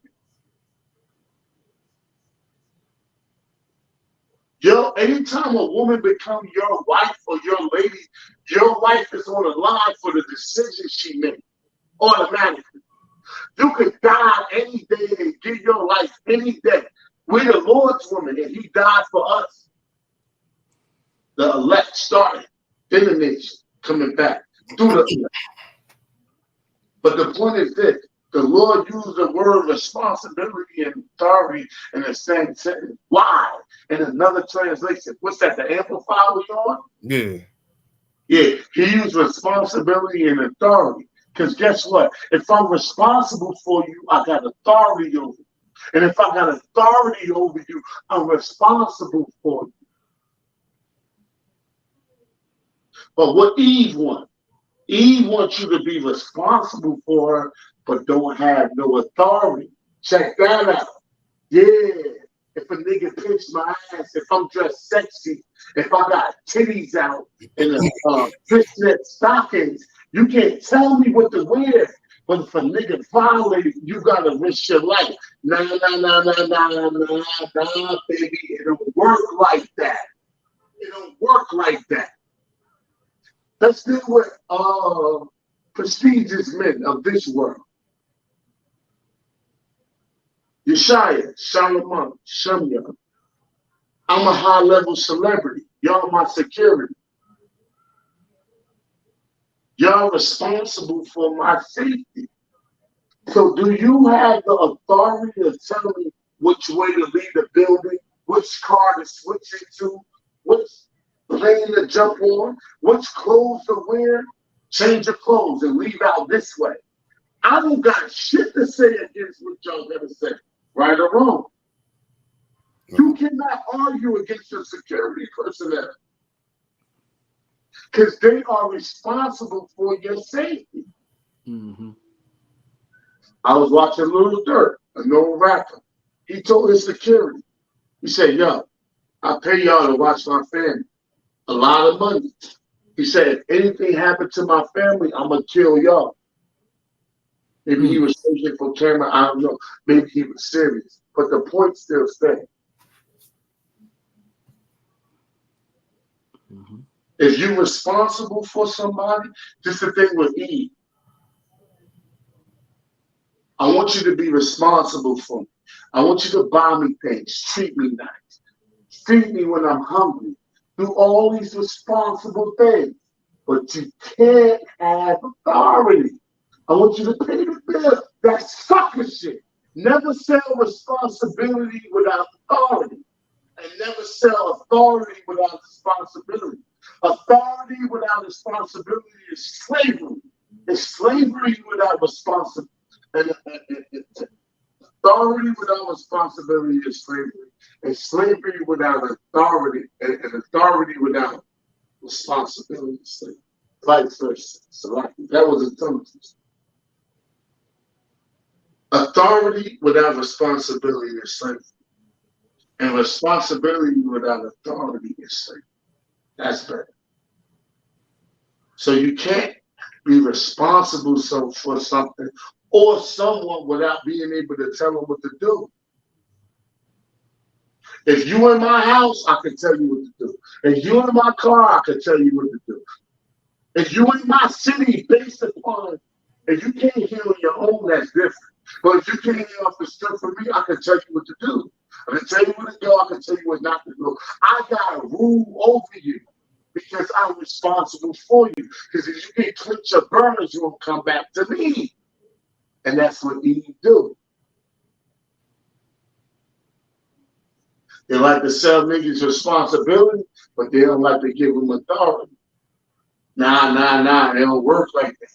If I got authority, if I'm responsible for you, I can tell you what to do. Straight like that, up and down. Not to beat the point in, but being redundant with it and being repetitive with it, because that's a trick. Eve run on niggas all day. And the serpent, he run that shit on niggas all day. And we bite for it all the time.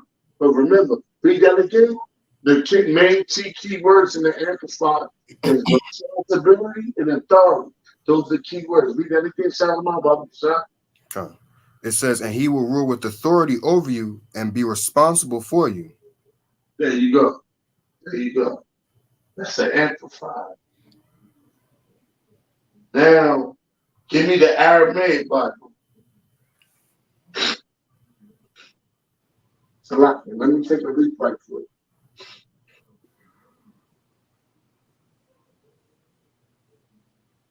Is it Aramaic? Yeah, scroll down.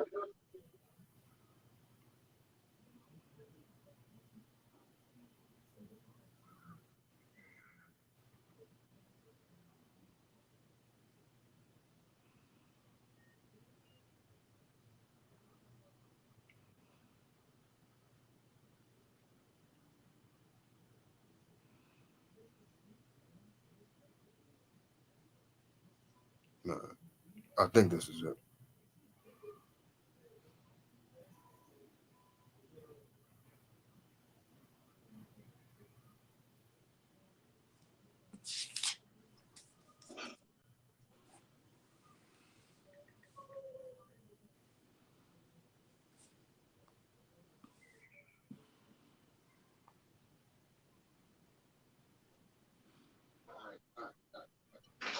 I know this is a long lesson, but I gotta cut it at you know, how he beguiled, and now I'm getting into the curse or the punishment. So this kind of like the double whammy going along, the Lord willing is edifying. But you got that, the amplified? You said Aramaic, right? The Aramaic. So like, Yeah, I think this is it. So verse 16, it says, and he said to the woman, I shall increase and multiply your diseases and your pregnancies. In sorrow you will bear children, and unto your husband you will turn, and he will be authorized over you. yeah, meaning what? What's turning with Eve?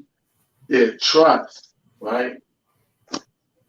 Your trust is turning, right? Because this is a curse. Eve was trustworthy. Remember, in a perfect world, you ain't gotta watch somebody. Oh, you going out? Go ahead. Right? So now this is the curse for Eve. Everything you fucking do gotta be monitored. Right? And Eve like, oh, you're insecure, this and that. Nah, this is your punishment. Where you going? Where you at? What time you coming home? I want access to your Facebook. I want access to your Instagram. I want all of that shit. If you're not coming like that, then fuck you. And men gotta have enough strength to say that. Men gotta have enough strength to say that because you on the verge of being burned. Because the Lord punished them. They had a chance to be free. They had a chance, not free, they were still under their husband. Don't get it fucked up. The order was still an order, but they wasn't sweating about everything. You know what I'm saying? They wasn't like Adam would go up. Why do you think the serpent was able to run that shit? Because Adam like, yo, Eve, you know what I'm saying? It's my wife. She gonna do right. You know what I'm saying? And he did what he did. Now you gotta check Eve. Give me the code to your Instagram. Give me, this is a curse to them. And they had more leverage and freedom to like roam. Because they was like, in the perfect world, they was trusted.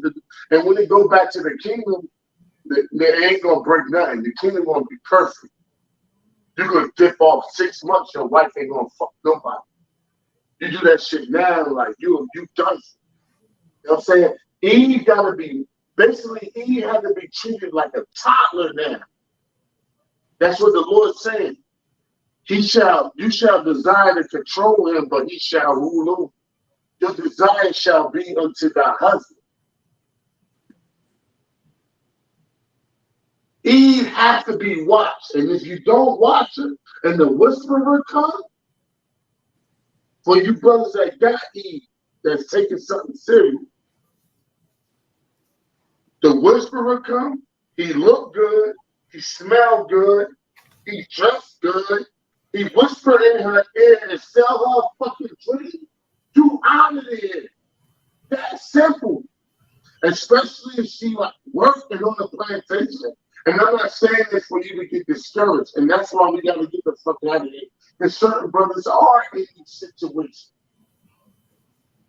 But this was Esau, the serpent, take advantage of and run that same old Mickey Mouse shit on with you.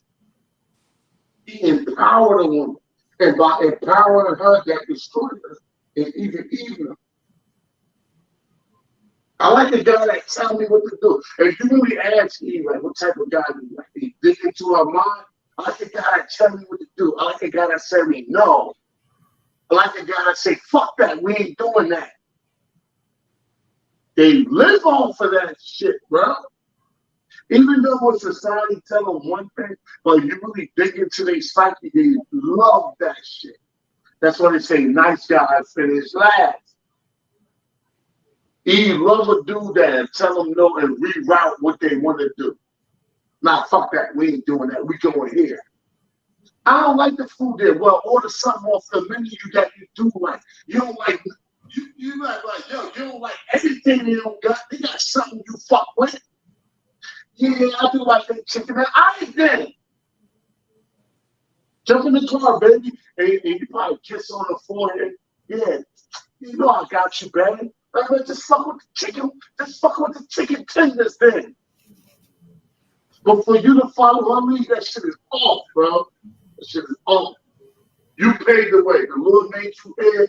You paid the way. You stand the ground. You paid the way. I don't give a fuck how much money you make. I seen a man in the truth feed a family of two in his what? In the southern state. There was a southern state offer like $40,000 a year, and his wife was with family of two, and he dumped another baby. She'll stay at home while she with it. She riding with it. If you think about it, what I eat, what you eat, the rent is what rent. It like health insurance, I add you on that shit, this and that, this and that. The brother told me I ain't gonna mix in there. He was like, yo, take care of my family on like a low level. That shit like another 5-6 stacks a year. But it's all about Eve and she trying to live humbly.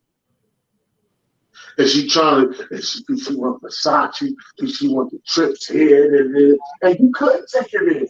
Not as much as she was free making her own money, going back to that serpent juice. You make your own money, you be free, you ain't gotta live up there. You go here, you're gonna 5 places a year instead of 1 place every 3 years. That serpent juice. You got that? That was what amplified Aramaic. Go to the end and say new translation. I mean more translation before the commentary. Go to the Douay Rams Bible. What's it called? Douay, Douay Rams Bible. RHEMS Rams Bible. And like I never even heard all these different Bibles. Some of these things might be out of print, but it shed light on the truth. And that's what we're trying to do, shed light on the truth. You got it? No, I'm not seeing that. Do you see the new translation, more translations? Once you scroll to the end, it should say like more translations. And you click on that and more translations pop up. But once you click on it, you still got to scroll all the way down to the Douay.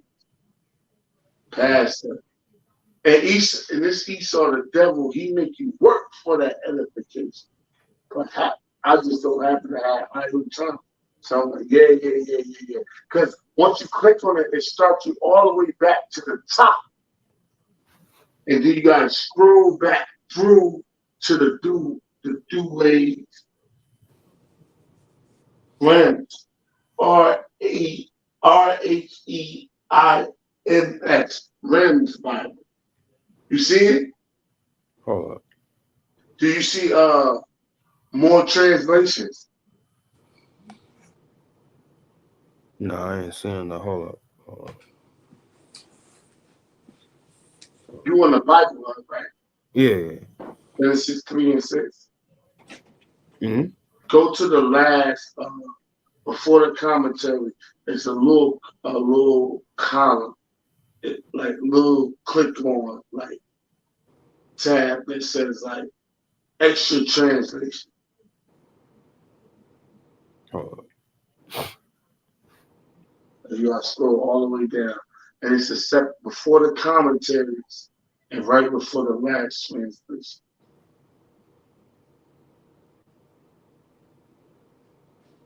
Shai, you good, brother? Shai. I think you said Douye Rem's Bible. Yeah. Hey, Shai. I think he probably stepped away. Brothers KO. Hey, he shall wear out the saints of the Most High. It's all good. I ain't on plantation right now, but will I be back? I understand that brother. At least he showed up. That brother sleep on 10. But hey, they show you hey, the spirit is willing, but the flesh is weak. But at least he popped up. But hey, brother, excuse the brother. But hey, they show you Esau put different shit on us, and he going to different things. And he still made it, man. It's a long lesson. Probably running on 2.5 right now, but it's a long lesson. And the brother, he's still here, but he fell asleep. But that's beautiful, though. You probably certain brothers look at, in the negative, like, nah, that's a beautiful thing. You know what I'm saying? He gave us all for your house, but one to conquer out. But that's cool. I don't know if you sleep. He probably Hey, Shai, you still with us? He probably just turned it off and stepped off and do something. Nah, he right there. That's Shai. I know nothing. Nobody's there. There's only 3 of us. Oh, he turned it off? Yeah. Oh, shit, he turned it off. Yeah, it's a lot for the brothers that watch. I just lost. I'm not too familiar with this up front. But we have more fun, though. But finish that. Right. So this is the Douye Rem's Bible. Yeah, come. Genesis 3:16 says, to the woman also he said, I will multiply thy sorrows and thy conceptions. In sorrow shalt thou bring forth children, and thou shalt be under thy husband's power. And he shall be under thy husband's power. Meaning, like, whatever he want to do, you're going to be down with it. That's it for that? Yeah. Now jump to the International Standard Version, ISV, or the NET. And right under that is the NET, New International Translation. You got it? You said the New International Version? Translation. It's just an NET. Or ISV, International Standard Version. I got you. Hold up.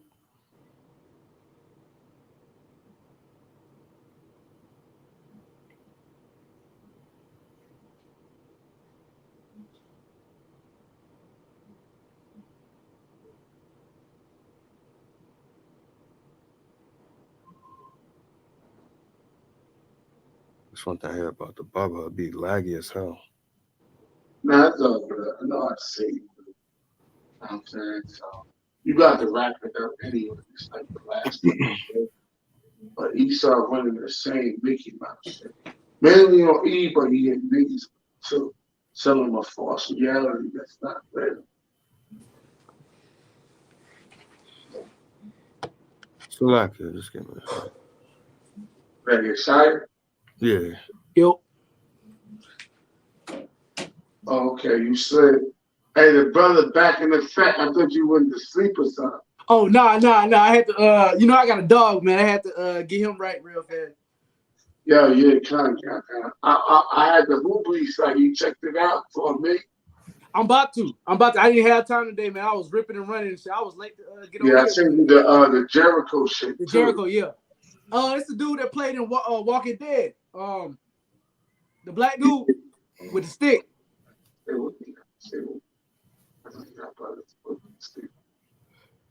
You about to wrap up. So really, this is an extension on a judgment. I really want to touch on the legalities, but the spirit had me going to like the last.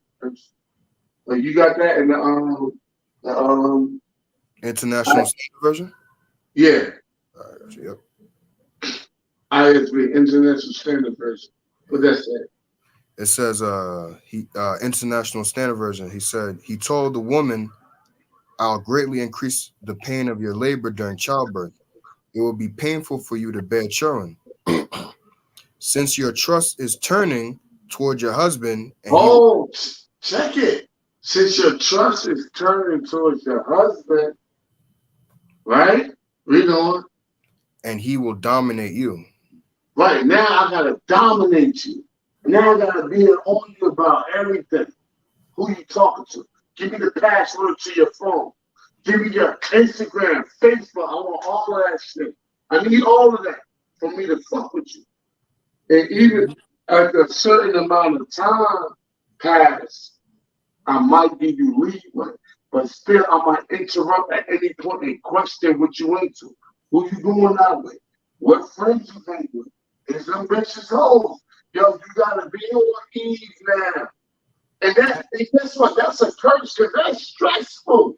Like, yo, I'm with a woman, I gotta be on her like that. That's a whole nother fucking mission. Hey, now, you know, personally speaking, man, I don't let my Eve do none of that, man. She ain't even on Facebook. You know what I'm saying? Because like you was going through in the lesson, all it take is a little slick talking dude to get up in her DMs, and I just got done. We just got done arguing. You know what I'm saying? And then some dude just, you know, slide up in there and say whatever, and then bam. So it's like, see, if That's you all it takes. All he got to do is tell her a false reality. I know you're tired of watching them kids, just like the serpent. That's it. That's it.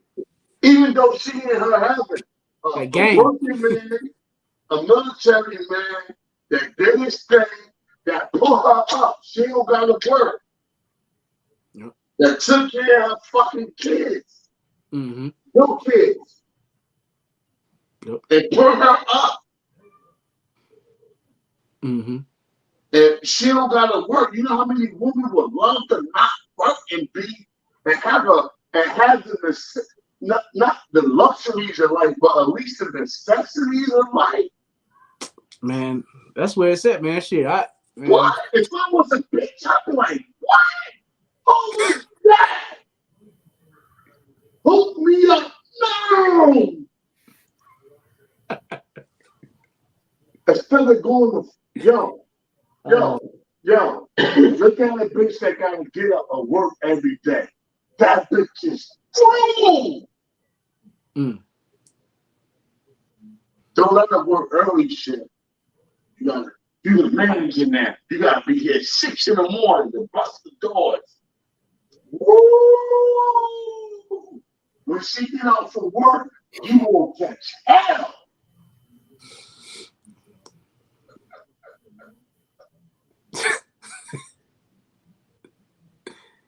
Yeah, my man, I'm just like reminiscing off of different shit from my personal life and people I know lives. Yo, when she get up from work, you think you about to air it out and smash it? No, my friend. But thanks to Esau, like you said, brother, that's why we gotta get out of here, right? So that's the ISV version. Internet version, New International Translation. You see that up there? Yeah, I got it. Read that. It says, to the woman, he said, "I will greatly increase your labor pains. With pain, you will give birth to children. You will want to control your husband, but he will dominate you."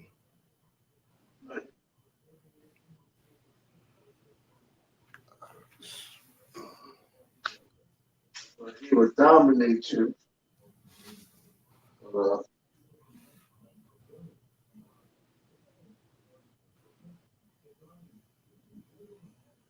There's a version, it says,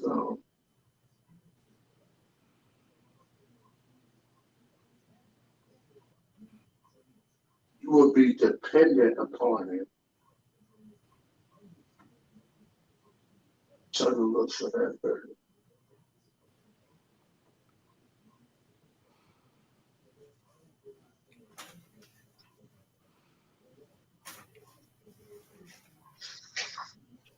Hold on, 1 second. Mm-hmm.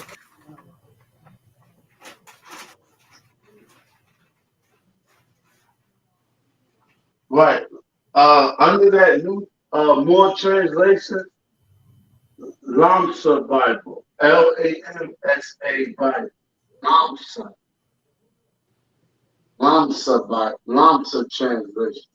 And this will basically close it out. I mean, there's more meat you can pull off of this.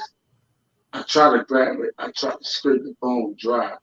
But, you know, you can meditate through the spirit.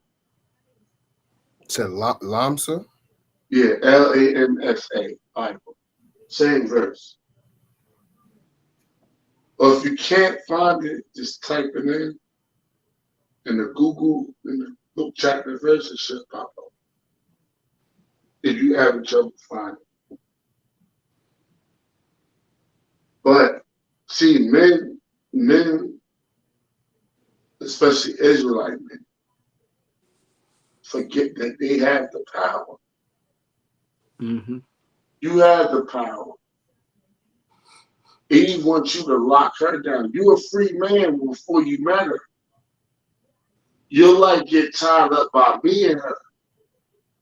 So if I'm going to tie my life up, I'm traveling and doing all the wonderful things a man could do. If I want to tie my life up for you, at least you could do is play ball. That's why the Lord said that. The bitch ain't trying to listen. Kick that bitch to the curb. For sure. Give her the ability to cut off from her flesh. Give her the ability to flush and move on. But there's plenty of simps out here that's trying to convince Eve and settle for Eve and do this, and they wind up getting burned anyway. And that's why it's good to listen to the wisdom. The Lord said, I am the way, the truth, and the life. Mm-hmm. The way to deal with women, how to manipulate, how to get the benefits of this world. And they're not talking about being rich and all that shit.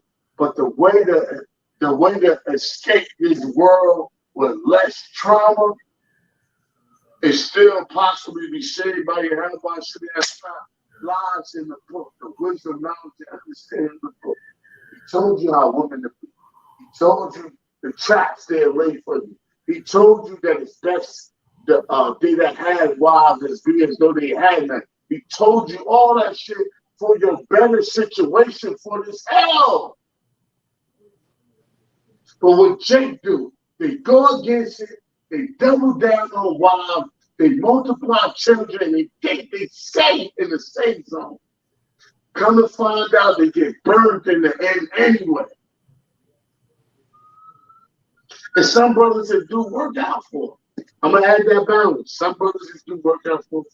All praises, the Alpha should be shall bless those brothers. But a lot of brothers is getting burnt on the back end. For sure. You got that, Shalimah? Yeah. Read that, Bible Shah. It says, to the woman, he said, I will greatly multiply your pain and your conception. In pain you shall bring forth children, and you shall be dependent on your husband. Oh,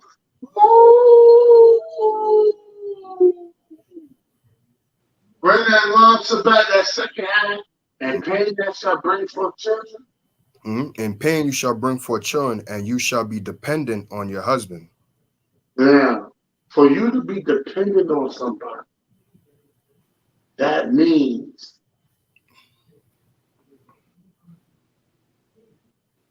let's look up. I ain't even gonna go into it. Let's see what. Let's deal with it.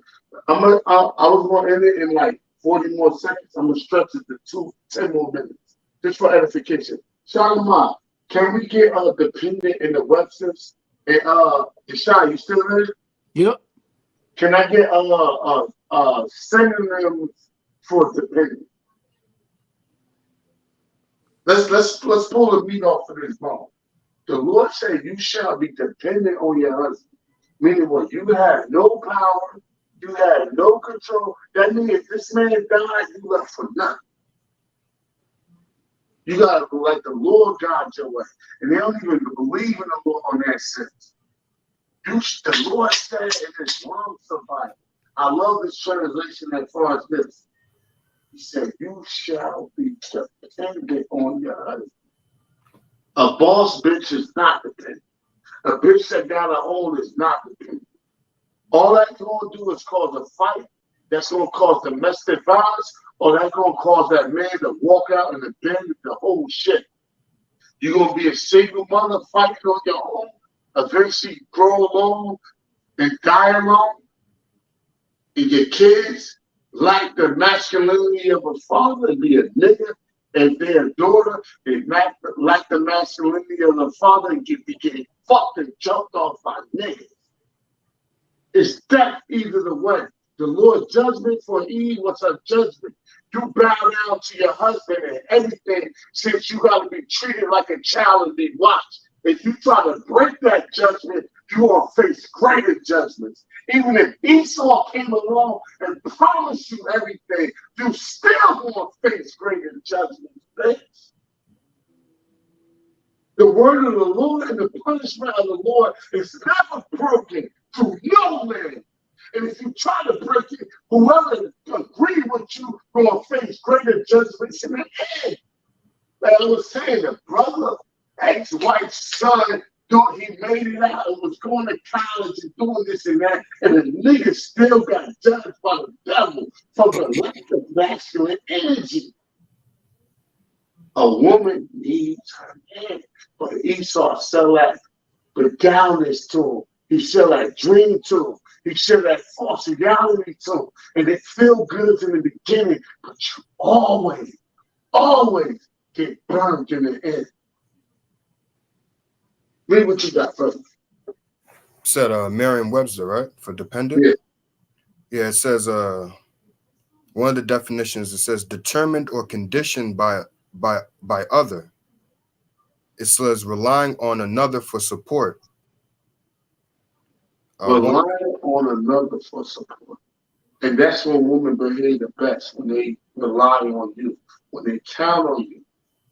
They gotta tell you, I believe in you. Why do we gods to the woman? And Kanye West song, what's a God to a non-believer?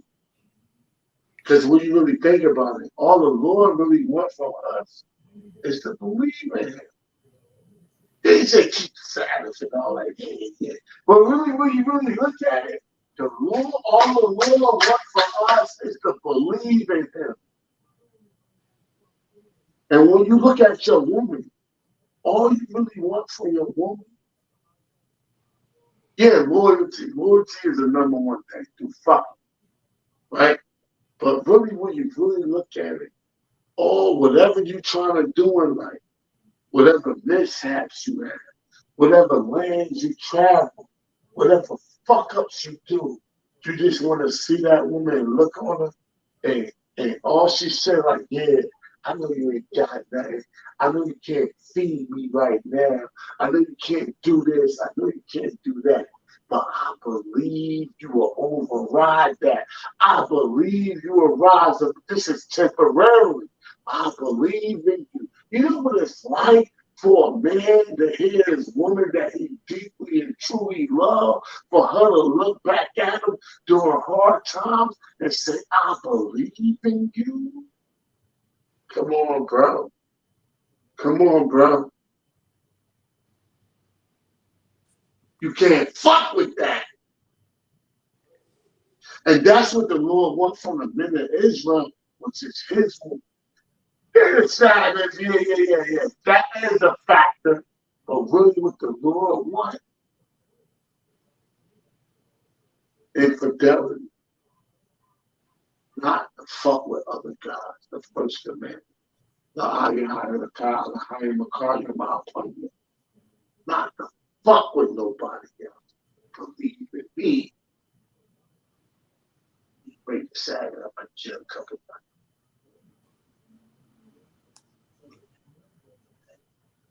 Put your faith in me. In your toughest situation, believe in me. And that's the best thing a woman can do, is put her faith in you.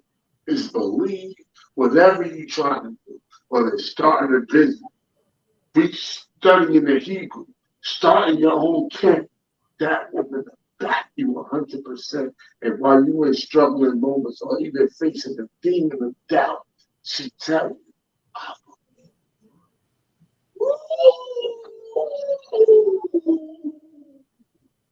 And very few men have experienced that on this side. I haven't even experienced that. I had a bitch that was down with to me to a degree. Even Joe bitch got low. Come on, bro. What you got, Solomon? Let's finish this out. The last definition says subject to another's jurisdiction. And that's it. All right, Yeshai, get some of them antonyms. Synonyms. Okay. This is from Oxford Languages. Dependent is an adjective, and similar words or synonyms would be conditional on, contingent on, based on, dependent on. Dependent on, based on. My foundation is you. Yep. And that's what makes a woman believe on you, because she knows, look, if you collapse, we all fuck. But then, you ever seen a homeless woman walking with a homeless man? By his side, you like, yo. Yeah. This nigga homeless.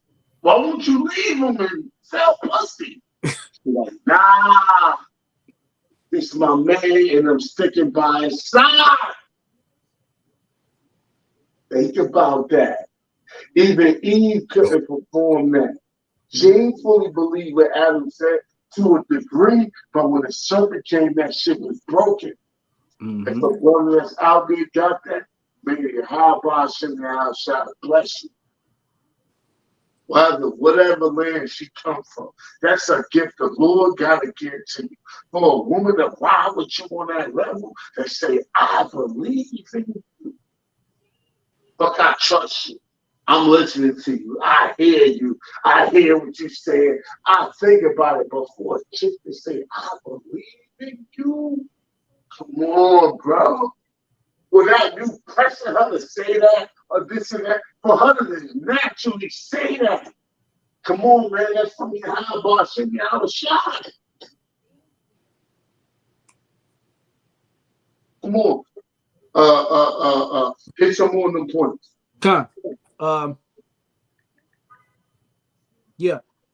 Resting on, subject to, determined by, controlled by.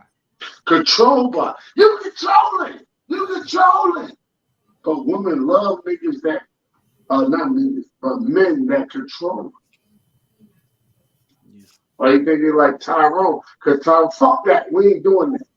Tyrone will tell him like, yo, give me some Wendy's. She'll be like, she'll call back. I ain't seen Wendy's, but I'm by McDonald's, the long line.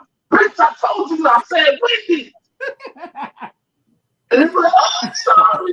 Man, I don't give a fuck if the long line. I told you Wendy's. And women love it. They love it, bro. They love it. That's why nice guys is last. Oh, Salaki. Yeah, you call me the bad boys break their bitches, they break your virginity, they fuck her the most, and they throw her to you at seconds. Why? Because they got a ruling class mentality. They niggas, they fucked up, they this and that. But they have a ruling class mentality.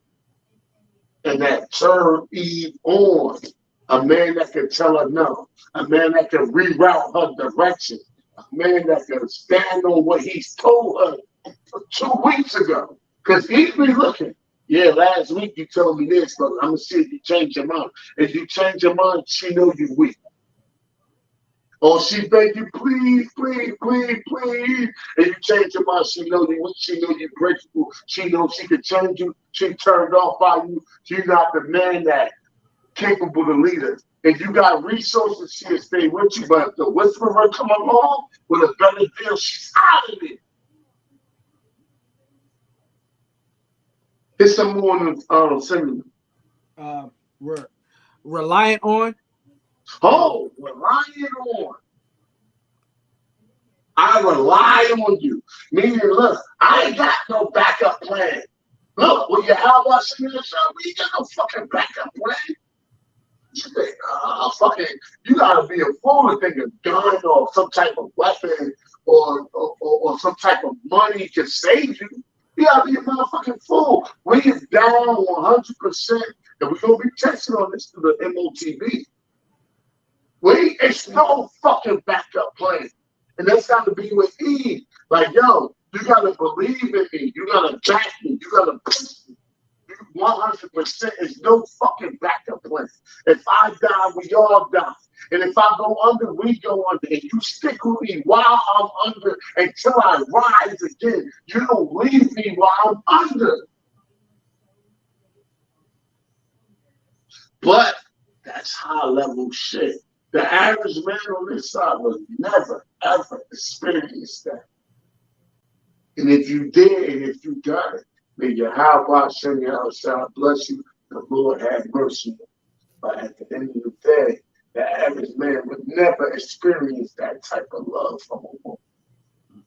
Women love you for who you are not. Women love you for what you have and who you are. No, and what you are. So like, women love you for what you have and what you are.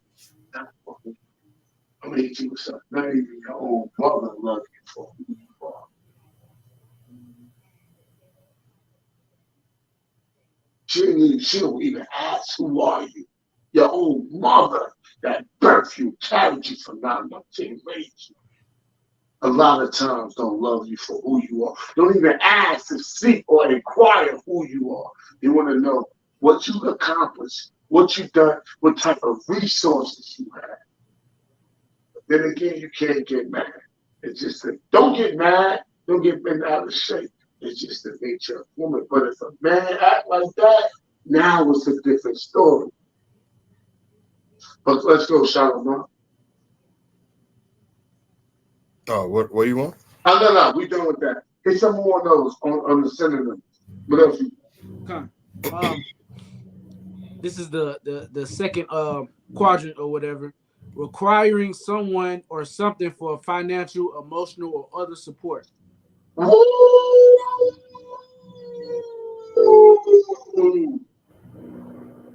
all the meat off this bone. Let's go. Bring that back. Slow it down a little bit. Let's get voice up. Bible concern. Okay.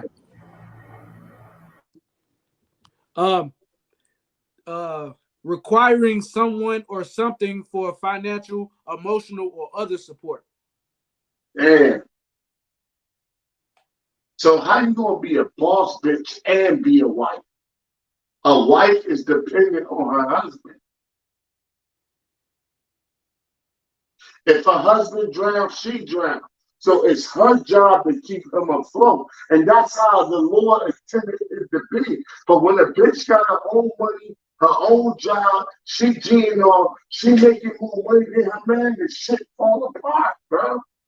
And Esau beguiled the woman through feminism. He pushed that agenda to him and fucked them up. If y'all brothers on the level to provide for your woman and not have her work and do this and that, keep it like that.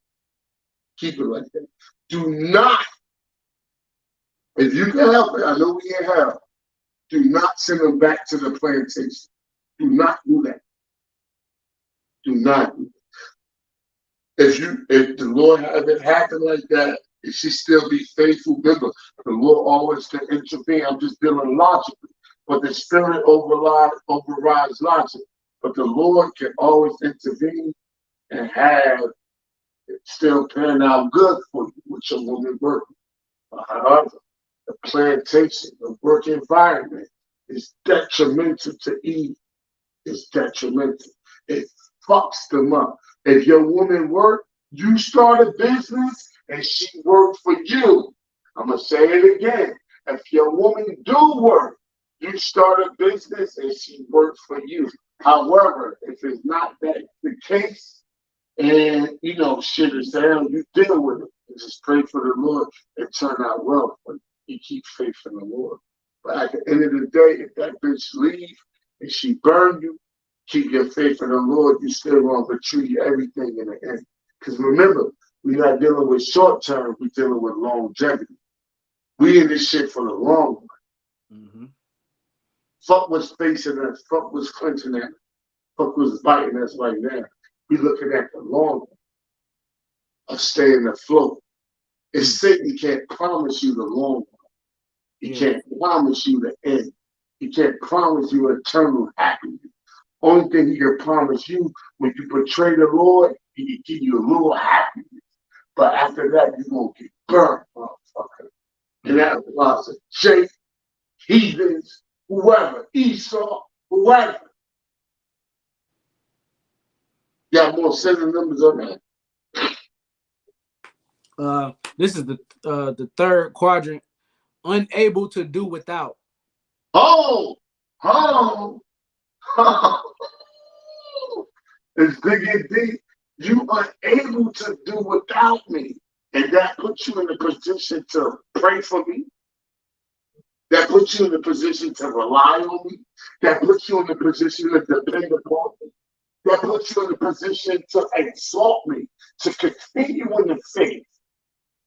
Because if I lose everything, you lose everything. But when you got your own, and Esau blessed you and said, fuck niggas, you don't need a man. You're like, if this nigga drop dead, I'm good. Why should I pray for him? Why should I help him? Why should I encourage him? Why should I tell him anything? I'm good without him. I can do bad all by myself. As the serpent chief says. We don't. Some more meat on there. We don't. Put some more synonyms off of there. Addicted to, over reliant on, fixated. Over reliant. Hold up. Not just that you relying on me, you over reliant on me. Over reliant on me. And that really, I mean, over reliant. Only word I can substitute for that is faith. You believe in me. We go on. Fixated on, given to using, given to abusing, hooked on, jonesing on, or jonesing for. Right.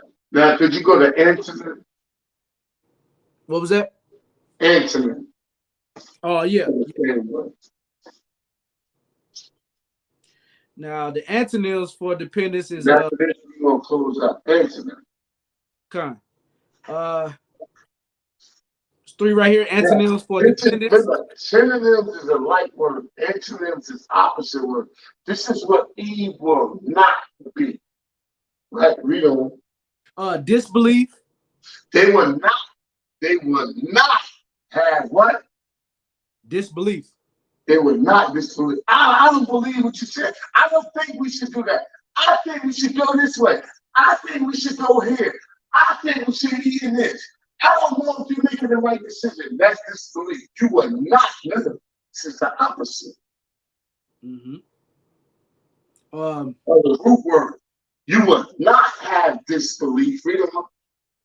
Distrust. You will not have distrust. Indifference. You will not be indifferent. You will not have a separate plan what I want to do. Yeah, once Eve do that, they don't respect you. And once a woman don't respect you, you're done. Because they look at you as being a lame. If a woman look at you like, fuck you, I'm doing something else. They don't respect you. And once the respect goes, the love is going. Because when woman, and you look at the scriptures a lot, the Lord said a woman to reverence their husband, which goes deep into respect. But the Lord tells men to love their wives. The Lord tells men to love their wives, which goes into sacrifice, give for them, take care of them, provide for them. That's love. Because what God so loved the world, he gave. Well, after the word love is he gave. So the main root of love and sacrifice, he gave his only begotten son. Yahweh son, God for them, like the Israel. Mm-hmm. So anytime a man is willing to sacrifice for you, to lose something for you, to give something for you, he loved you. And that goes back to Yahweh and Yahweh. The Lord so loved the elect of Israel, he gave something. Something he loved, something he loved had to see torture and tormented under the hands of fucking sinners and nobody to redeem the people, the elect of Israel. So love there was sacrifice. Women don't normally sacrifice. Eve got money, she ain't trying to spend it on you. That's her money. Your money is our money, and her money is your money. Don't get mad. That's just the way it is. Eve is not. If you got a woman that's trying to really deeply sacrifice you, that means she really, really likes you. She deeply likes you. But when you check the scriptures out and tell Eve the reverence they have, fuck if you love me, as long as you respect me. It's women that'll fuck a man that they respect, but don't love. But if a woman don't respect a man, they'll never fuck. They'll never love. So respect comes first when it comes to eat. Fuck love, as long as you respect. Mm-hmm. There's plenty of women that like, I hate this nigga, but I'm gonna give him a pussy. On the flip side of the coin, it's a woman that's like, what? I don't respect this nigga. I'm gonna take everything I got from him. I'll never fuck him. That's their mentality. Right? Read on some incident. You would not read on. I went to somewhere else because that was it on. Okay, that was it. That's cool. Maybe that ended it. But maybe brothers can look into it more. Well, hey man, the basically the judgment that the serpent running is the same as today, man. It's the same. It's the same game. You know what I'm saying? It's the same game. Hey, brothers out there that's running game, okay, cool. Same running game. And I'm not for game or against it. I'm not here to like tool for that debate. But my thing is this. Sometimes running game can come back and bite you in the ass. You know what I'm saying? So at the end of the day, the woman that a lot of women of Babylon and of other countries is following the ways of the serpent. And they trying to get you to follow it, like Jezebel. I ain't gonna pull it up. I can look it up. But y'all know the history. Jezebel got King Ahab to worship the gods of Tyre and Zidon and pay homage to him. And the prophets of Yahweh, Shemi Yahushua, she put to death. Because she was queen. You know what I'm saying? So main thing a woman wants you to drink of that juice. Come to church with me. Do this with me. Let's go here. Listen, you're not dictating no terms. You gotta put your foot down. You gotta have enough balls. And if she rebel, she back up on her. That's why he said, you shall desire to have control, but he shall rule. Some men try to get that rule through punching your eye out, blacking your eye. And I'm not promoting that, but this is what happens when you go against the laws of the Lord. Things is not in harmony. You know? So, hey man, you know, Lord willing, that was edifying to the elect. This is the serpent's juice. This is gang. Gang was created by Satan, Esau, and he's still running gang. You know what I'm saying? Before, like, this whole setup, there was no such thing as gang. You approach a bitch, tell her what it is, and this and that. Either you gonna fuck with it or not. But Esau had made it where it's thirsty to get pussy, where he put women on the pedestal, where they got a choice, where they could cut you off, where they got Instagram with 1,000 DMs, 10,000 DMs. They got choices. So now you like, only way I can get it is the spit game. The spit is false reality, and they love it. Tell me sweet little lies. We touched on it. Just doing a little recap. You know, but at the end of the day, man, Esau not slick as people think he is. You know, he's full of the bones of his youth. He just running the same old Mickey Mouse shit over and over again. And who you wasn't getting mad at is a dumbass people, especially Israel, that believe in his fucking bullshit. That's what you get mad at. Because Esau just wanted to say 3-card Mally on the motherfuckers, man. And with that, unless y'all brothers got something else to say, was that Bobby that brother something else to add? If y'all want. No, I ain't got nothing. Okay. So, hey, at the end of this lesson, when the serpent begat Eve, hopefully we pulled a lot of meat off that bone. Maybe you can meditate on it and even think deeper. Because what a lot of shit you tell Eve goes way deeper, but it's still the same point. I'm lying to you to deceive you, to sell a false reality, to go against your man, to make you feel insecure and jealous, like to push my program. That at the end, the Lord gonna kill you, and I'm gonna turn my back on you. Hey, could you give me a quick precepts, Josiah? Can you give me Jeremiah 5:30? Yeah. 4:30.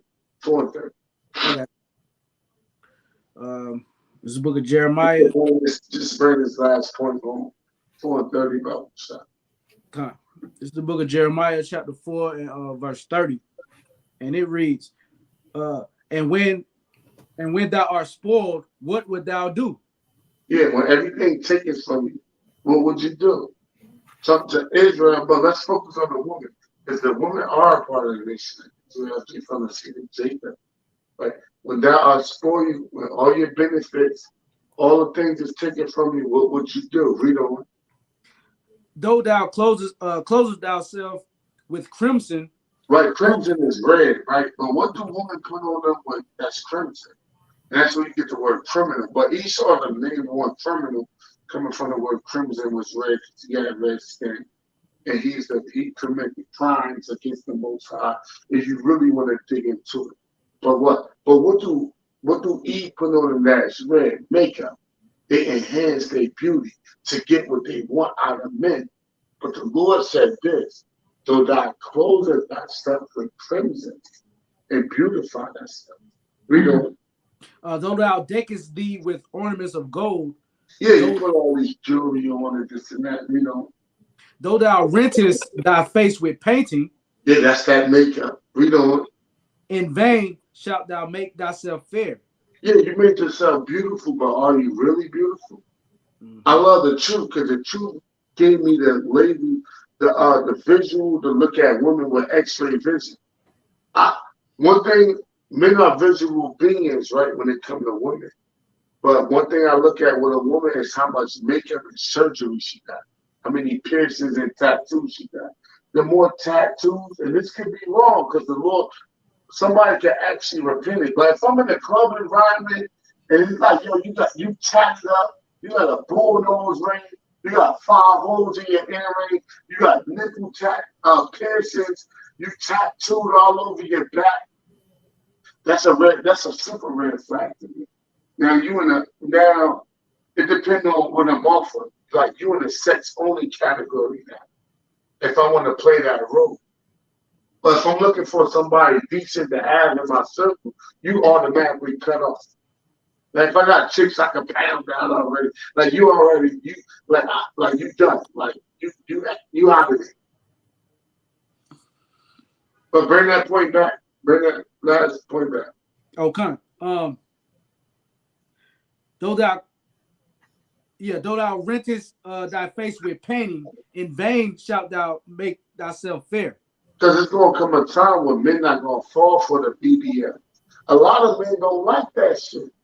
The BBLs, the fake makeup. And we took the long ass fingernails. Men don't like that shit. You look like a witch. Yo, if a bitch got long fingernails when I approach her, I already know you on some other shit. Bullnose rings, you on some other shit. You tatted up. Now, I'm not talking about rest in peace grandma tattoo. It's on the corner of an ankle. I'm talking about like you tatted up like fucking Tim Davis. You know what I'm saying? Like that, all that shit is red flags. That's what the Lord said, in vain shall not make thyself fair, meaning beautiful. Because at one point you use that attract men, that attract resources from it to get men to commit to get men to give you a baby, for you to burn them and pull child support out. That worked for you for a long time, but it's going to come a time you're going to do that shit for nothing. So in vain thou shalt make thyself fair. Read on. Thy lovers will despise thee. Thy lovers will despise thee. Look at South Carolina. The men that loved you, the men that married you, the men that wanted to be with you, the men that wanted to start a family with you, slit your throat, left you on the fucking side of the road. A state like South Carolina, they don't play with that TV shit. That domestic violence shit, they don't play with that shit, bro. Like you call up on some shit, they did fast, because in South Carolina, it was like the brother you called put me up on. She was like, man, down here, that shit. Like, yo, a woman could, like, say you a legal gun owner, a woman could call up on you. That's why you gotta be careful when you deal with it. She can make a false accusation. You saw come and take all your straps, take your gun from it, all that shit. Why? Through a false, because it says, what, in vain thou shalt make thyself fair. Shall thou make thyself fair. Read on. They will seek thy life. We bring it back a little bit. In vain shalt thou make thyself fair. Thy lovers will despise thee. Yeah, thy lovers will despise thee. Not just the men you marry, that's no mistake, man. But what? The Edomites, they despise you. Esau, not on the level as they killing Jake, man, they popping naked women up too. Sending them bitches to the spirit world, sending them to the grave. The Lord said, what? Thy lovers will despise thee. The people you love, the people you counted on for welfare, Section 8, with checks, all of that shit, jobs and all that. At the end, they're going to despise you, bro. They're going to despise you. Not just the men you marry that pull domestic violence on you. And I'm not promoting that. I'm just saying. But this is what happened when you betray the Lord. You get anarchy and chaos. Not just the men, the men that choose to love you and choose to take care of you. And then they turn on you and slit your throat or beat the fucking living shit out of you. Not just them, but the people you look up to on a higher scale, the Edomites that gave you weight, that gave you welfare, that gave you Section 8, that gave you all these things. They're going to despise you in the end. They're going to turn their back on you. When it's all said and done, they're going to strip those benefits. They're going to leave you with nothing and leave you for dead. And the men that they convinced for you to fuck over for years not going to want you. And you're just going to be out there to die. Bring that back one more time. Okay. In vain shalt thou make thyself fair. Thy lovers will despise thee. They will seek thy life. Yeah, that's where the domestic violence slaughter come in. And when Esau bring his sword out, he don't care if you're a fucking nigga woman.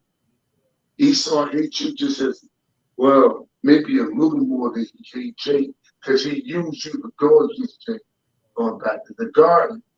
But Esau know you're a nigga woman. He just used you to do his will. And once you complete his will, there's no need for you. They're going to kill you. They're going to starve you out right along with your fucking man. But you done fucked your man over for so many years that when this division comes, your man going to say, fuck you. Your lovers will seek your life. And with that, man, we like to give all praises to Yahweh, Hashem, Yahweh, Hashem, Mokakabash. Lord willing, that was edifying to the right, the long lesson. I'll try to hit these pointers outside of brothers normally hit. With that, Lord willing, brothers edifying. Edifying. Shalom. Shalom. Oh.